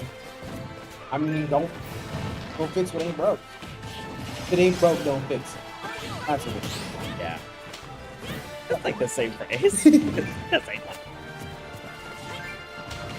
Alright, that jumping in and Like out of dancing. range. Oh my god. Forward smash extending the hitbox again. We love to see that. Yeah. Now we are back to Mithril with more combos coming up. Villager off stage now. You ever like, An interesting choice. you ever like watch these tournament sets so that you can get like inspiration from the people that are good at your character? Yeah. Yeah, I do that with Leon all the time. I love watching Leon. You're meaning like watching other people play your Yeah, character? yeah, Oh, yeah, watching other 100%. people in like. You know, I think Kirk was like one of, if not the best, to go from good to great. Yeah. Like if you're like, I'm just stuck with this skill ceiling, I feel like there's nothing more I can do.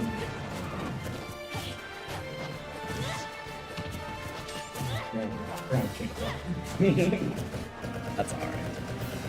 Jab on the shield. Ooh, it actually hits.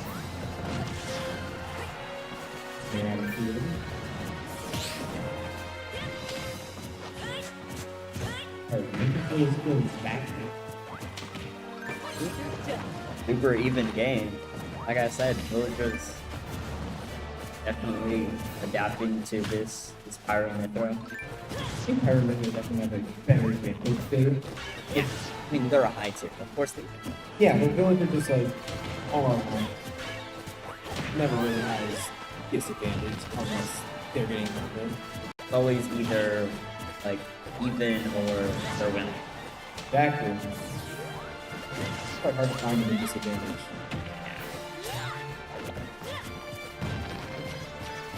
The grab. Lots of combos. Yeah, because Mythra doesn't have to kill, bro. Unfortunately. Ooh, dash attack. Dude, This is close. Pirate definitely would. The pirate side of this is crazy good at extending those hitboxes with the tree. Making it last 10 times longer. And those are absolutely stuck where they're at. Yeah. I love Villager. Look, what I feel like easy in the stage. They're off stage, big jump. There will be times where as soon as I get hit, it's stunned, you'll jump. For me, it's just a free read. And if I don't, then I still have able to rush it. So it's all in all, it's a good win. Just missing that up smash might have cost them the game, but we don't know. Know until it's open. Oh, I think it's almost good. Now you got Pirates. You gotta lose.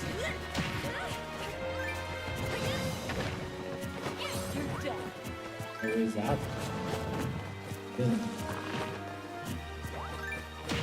You're gonna see forward smash precinct shenanigans again. There's always a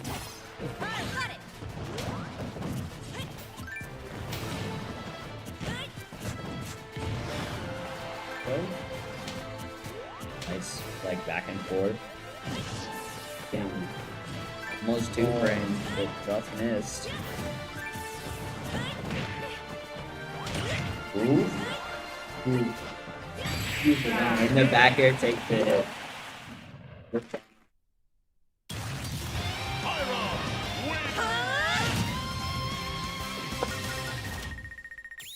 That's a beautiful.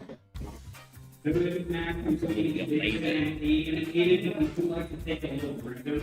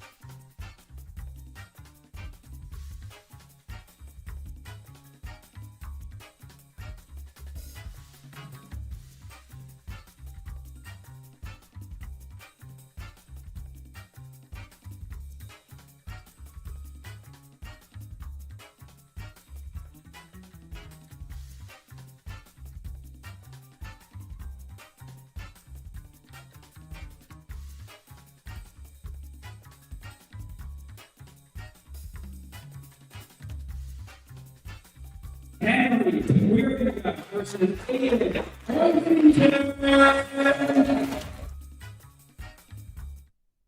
All right, and we're getting into it once again. My name is Jason. I am back commentating grand finals with our shoutcasting competition winner, Discman. Hi, I'm Caleb, and we have got a very exciting match coming up. Exilion and Wombonical. They have both demonstrated complete mastery over the game, so I'm really excited to see what they have to bring to this this match. Yeah, and we are also seeing a run back here on main stage. Monaco coming back from the knockout bracket, running all the way back. Actually fought Exelion earlier, so this is going to be an interesting match. Let's see what Monaco picked up in his last match with Exelion. What he's got cooking for this grand finals match. Yeah, I forgot this was a rematch. We will see what happens. Yep. And Exelion, once again, fourth place in last year's tournament, but the top three are no longer here, so he's looking to close it out with a W this time. But we're going back to the classic Pokemon Stadium 2, a favorite among competitive Smash Ultimate players, for sure. Bombonico's Pyramithra will have to maneuver past King DDD's more heavy attacks. So, but DDD seems to be on the offense mostly.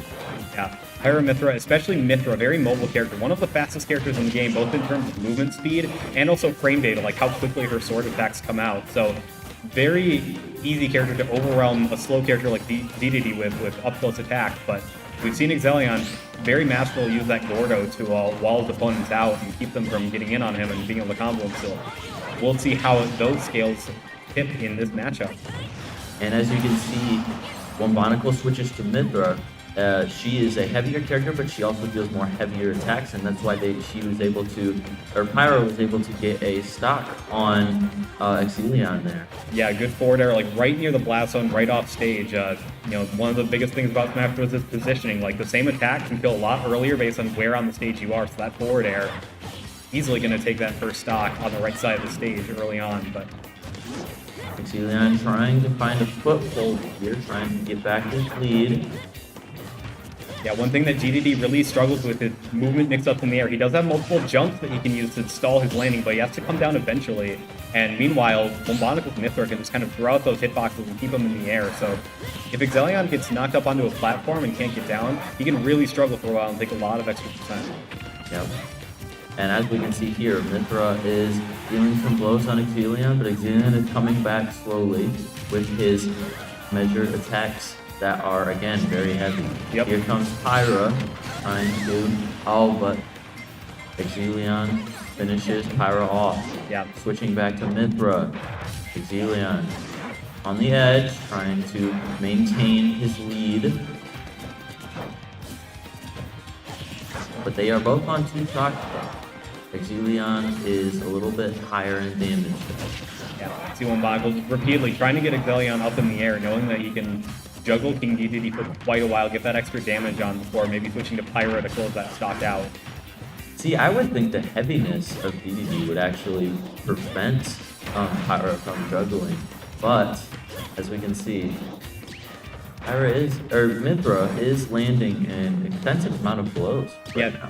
That is one of the interesting mechanics of how weight works in Smash Bros. Because the heavier the character's weight, the less knockback they take from attack. So in theory, that means a heavier character is going to be able to live longer because they're going to take less knockback from those killing moves. But it does actually, in some cases, make them easier to combo because since they take less knockback, when they get hit by a combo move, they end up closer to the character that's comboing them. So it's a lot easier for a character to keep them in place and continue hitting them over and over again, especially with a giant hurt box like DDD has. He's a very large character and therefore very easy to hit. I see. And Mithra is able to get that extra stock on DDD. Now it's all going to come up to, is DDD going to be able to get back on stage? So, and Pyra finishes him. Waited very patiently for that neutral get up and was able to just punish with a very meaty forward smash. So Bombonico looking for the upset right after game 1. Yeah, what an exciting start to this match. Yeah, definitely learned some things from earlier in the bracket and is looking to apply them here, but let's see how Exelion is going to adapt and respond. Going back to their same characters as always. Yeah. I very rarely see major character switches when it comes to grand finals, because at this point, they know their mains, they know which character has gotten them this far, and, it's a little risky to want to switch up your game plan this late into the game, so I can understand them wanting to switch with, or stick with the ones that work best so far. Yes, and on top of that, now that the players have played a match, they now know that they're now more comfortable with their play styles. They are able to read their opponent a little bit better. Yeah. And especially since Exelion and Bombonico have competed before, and in this tournament, they are much more familiar with their game. Yeah. Which has made the gameplay super close, the competition super close in general. Yep. At this level of play, like earlier in the tournament, players knew their characters' combos, their abilities, everything, and it was a matter of execution early on, especially. But as you get further into the tournament, maybe you're playing these players that you've already seen before, especially if you're playing them in tournament again, having played them in the past. One of the biggest things about this game is adaptation. Just because a player beat you before doesn't mean you can't beat them this time, but good edge guard from Exelion with the Gordo. Yep. Exelion taking that stock by absorbing that little spiky ball thing and just propelling that at Pyra. Yeah, so we're going to get into a really interesting game here of watching these two players learn what each other is doing in real time and trying to adjust their strategy slightly to account for it. And it's that back and forth of just adjusting strategy to respond to how the other person is adjusting that makes this level of Smash very, very interesting. It's all mind games at this point. And Wombonical, as you notice, is sticking to Pyra. Oh, never mind. He switches back to Mythra, switches back to Pyra. Most of the time, I've noticed Wombonical has mostly dominated Mythra for most of the round, and then will switch to Pyra to land some heavier blows. Yep. And then once again switch back to Mythra to KO their opponent. But they are switching back to Pyra. I think this is just to get King DDD off of his pretty high damage right now. Yeah, a lot of Pyra and Mythra's moves are very similar in how they look, but Mythra is kind of the speedier combo character that doesn't do as much damage, but can really throw out a lot of attacks very quickly and rack up that damage by death by 1,000 cuts. Pyra is the heavy hitter that has like the slower attacks, but they're going to kill a lot earlier. So you see he's usually playing Pyra a little bit more when Exelion is at a high percent, because Pyra is going to close out stock much easier just like that. Yep, and there goes Exelion. Yeah, but Mythra has almost 100 or over 100 damage at this point. So now all that Exelion needs to do is land a well-timed smash attack in order to end the next stop. Yep, Wombonical's playing a tightrope here where they want to overwhelm with a quick attack right there, but if they leave themselves too open like that, then Exelion's going to be able to respond with another stock. Now it's more of Exelion's playing field now as he gets the upper hand with the stock. Now will come down to, is Mythra able to maneuver past his attacks, or will she be completely overwhelmed by Exelion's attack? Nice jump out of that neutral beer right there. That can be a tricky move to get out of because it's a multi-hit, but Exelion gets the time. Ooh, he doesn't recover though. He neutral beat, and I think there was enough end lag on there where he wasn't able to be back to stage. In general, King DDD, I mean, he has a decent recovery, but when you're that low like that, it can be a little bit hard to get back in the game. Yeah. The other weakness of DDD's recovery is it's very good distance-wise, but it's also very linear. It goes up in a single direction and then kind of hangs in the air for a second. And he does have armor as he comes up, so he can't be knocked out of it very easily when he comes up. But it can still be kind of a predictable trajectory, so he has to be very careful about where he's using it and when. Now Exelion is trying to get more damage in to Mythra, but Wombonical switches back to Pyra in order to land some more blows and get some more damage. One thing I want to point out about Exelion's ledge trapping is that he stands a very specific distance away from ledge. If you look at him kind of like where that gold part of the stage meets the purple, he kind of stands there. He'll throw a Gordo out just like that, and that'll make the Gordo, he can angle the Gordo to bounce along that purple area of the stage, and as that's happening, the opponent's going to have to figure out how to get up on ledge without getting hit by the Gordo. Meanwhile, Exelion is standing at the perfect spot where he can throw out like a forward tilt or jump into an aerial if they jump over the Gordo. So, very good preemptive positioning, and that up tilt's going to take game 2. Mythra is incredibly light, so you have to be very careful, especially with a heavyweight opponent like this one. Yep, absolutely. Yeah, DDD has the benefit of being able to take out Pyra and Mythra in only a few good clean hits, but it's getting those hits that's the struggle for a character like DDD. Meanwhile, Pyra and Mythra definitely can rack up a lot of damage very easily, and Pyra does help with their kill power quite a bit, but does have to maneuver around DDD's traps before getting anything done. But looks like we're going to be looking at a little bit of a back and forth in this Grand Finals, which you love to see. As a reminder, the way Grand Finals works is Exelion is the winner of our winner's bracket, so if Exelion wins this set, then he takes the whole thing. Wombonical, having been knocked into knockout bracket earlier, has to win 2 sets in a row, because double elimination means that a player has to be defeated in 2 sets to be knocked out. So Exelion hasn't lost a set yet, so Wombonical has to win 2 consecutive sets to close this out and take Grand Finals. Personally, Jason, I'm behind the underdog. I find it really admirable that Wombonical has been able to stay in here for this long, being beaten by Exelion in the final round, but also maintaining his lead in the knockout bracket in order to rematch him. Yeah, one of the biggest skills of playing in tournaments like this is, we've been here for a few hours. Both of these players have been playing a lot of different players. They've been on this whole time. They've been working hard. They're probably very exhausted, but they have to stick this out and play each other. And especially having played each other before, I think there's a little bit of a fatigue there too that they have to fight through and continue to pay attention to what the other is doing. Exelion catches Wombonical trying to recover past ledge with that dash attack. That's going to kill very, very early. But yeah, no, it really is a big mental stack for these players to be playing this long at this intensity. So being able to stick it through all the way to this point is very admirable in its own right. Yes, I didn't even take into consideration the mental capacity for sure. Yes, Wombonical has proven to be very resilient in this tournament. Yeah. So now they are trading blows with Exelion once again. Exelion trying to gain the advantage by taking stocks away, but Wombonical is hanging in there. Yeah, Wombonical looking very composed, having very good command over advantage state, keeping Exelion on the ledge like this. Once again, probably learning from that previous set and not letting those past mistakes define what's happening right here, right now. Adapting game plan, staying on that offensive, keeping that pressure up, not letting Exelion set up for the space that he wants to set up those Gordo traps.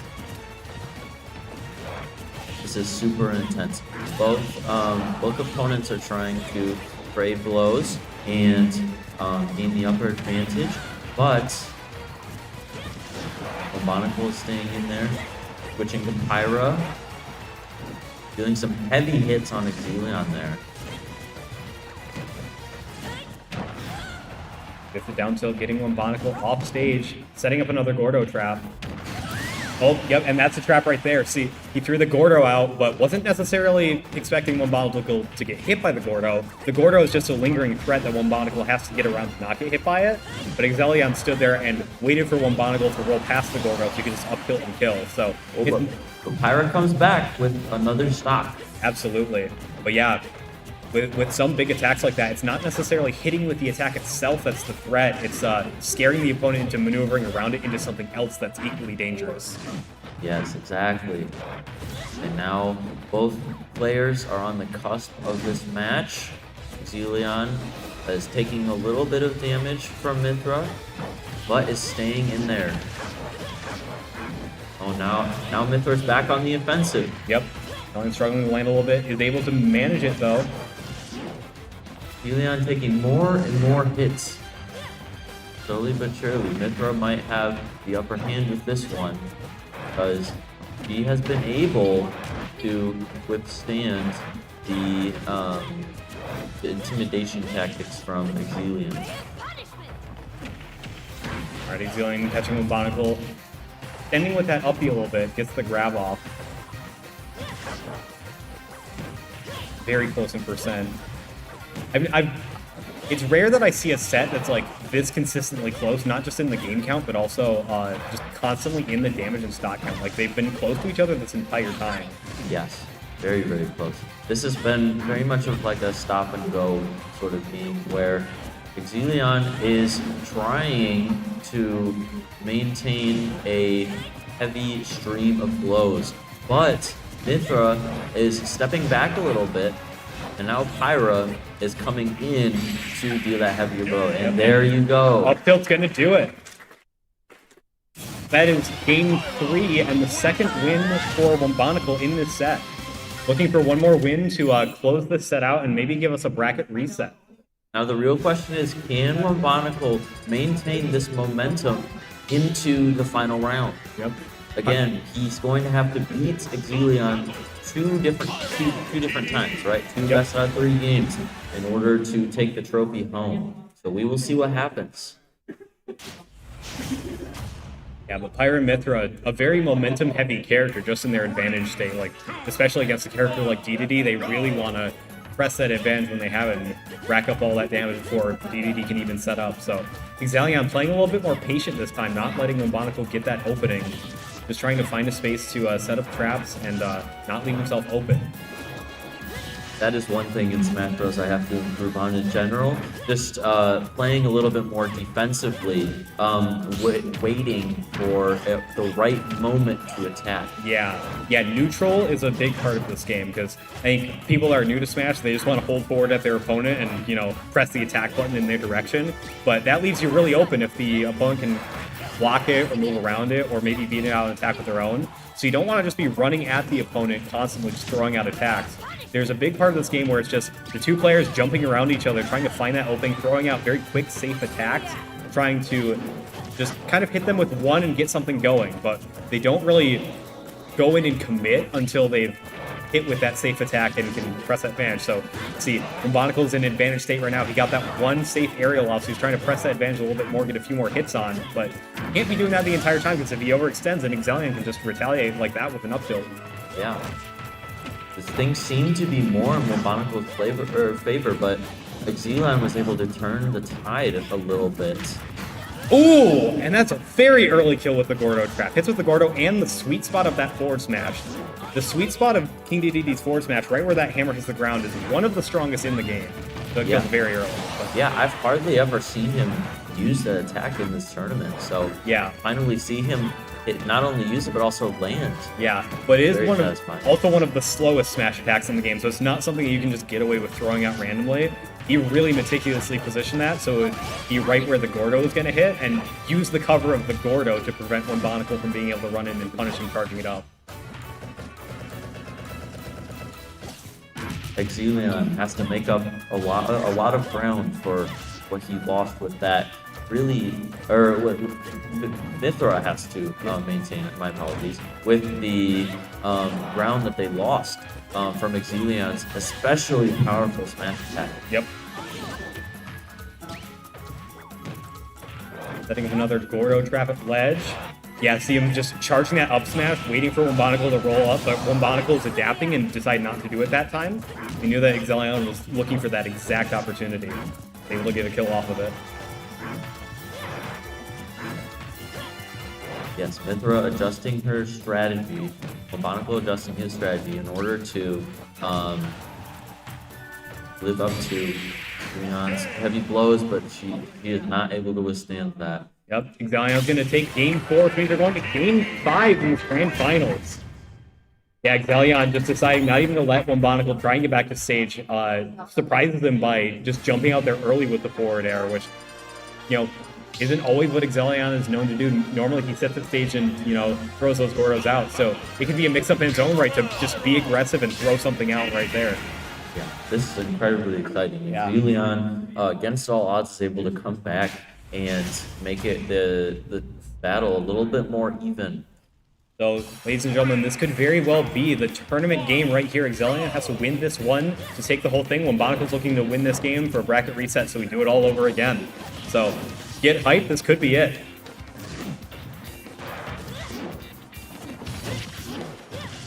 Alright, Wombonical starting with the momentum in this match, but Exilion is able to reverse. Get Wombonical off stage, setting up another ledge trap, but Wombonical using his up B to knock the Gordos back. One of the weaknesses of the Gordos is that they can be knocked back by normal attacks, so Exilion can't be too predictable with throwing them out. Otherwise, his opponent can just easily swap them right back, and then the Gordos are harmful to DDD as well.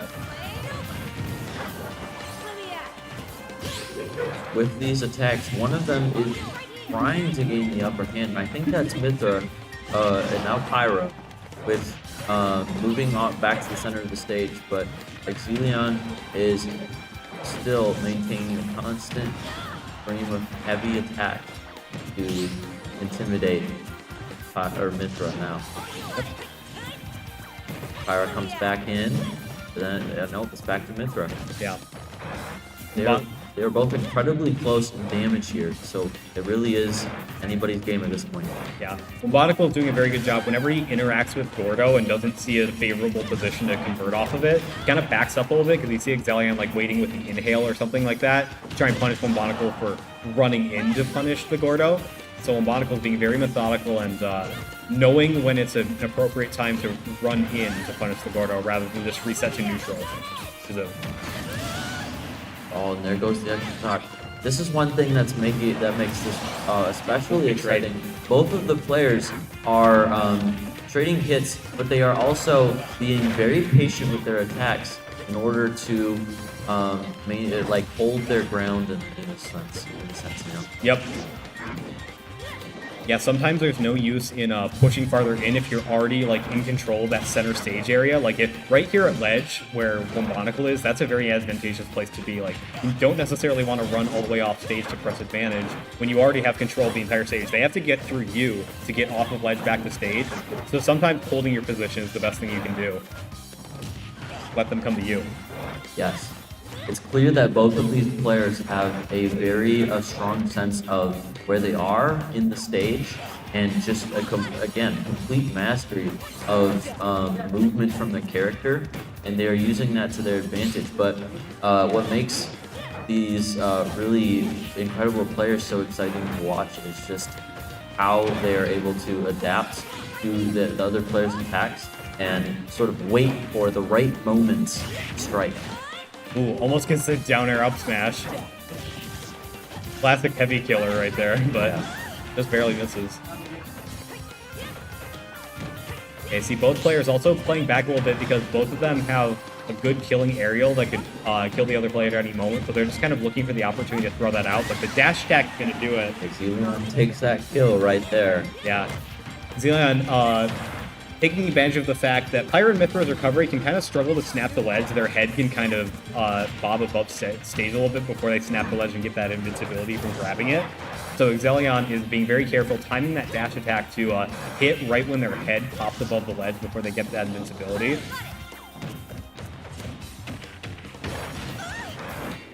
And Exelion, despite still being on 2 stocks, is putting up a very strong game. Oh, Exelion trying to finish it off, but he is not successful in that.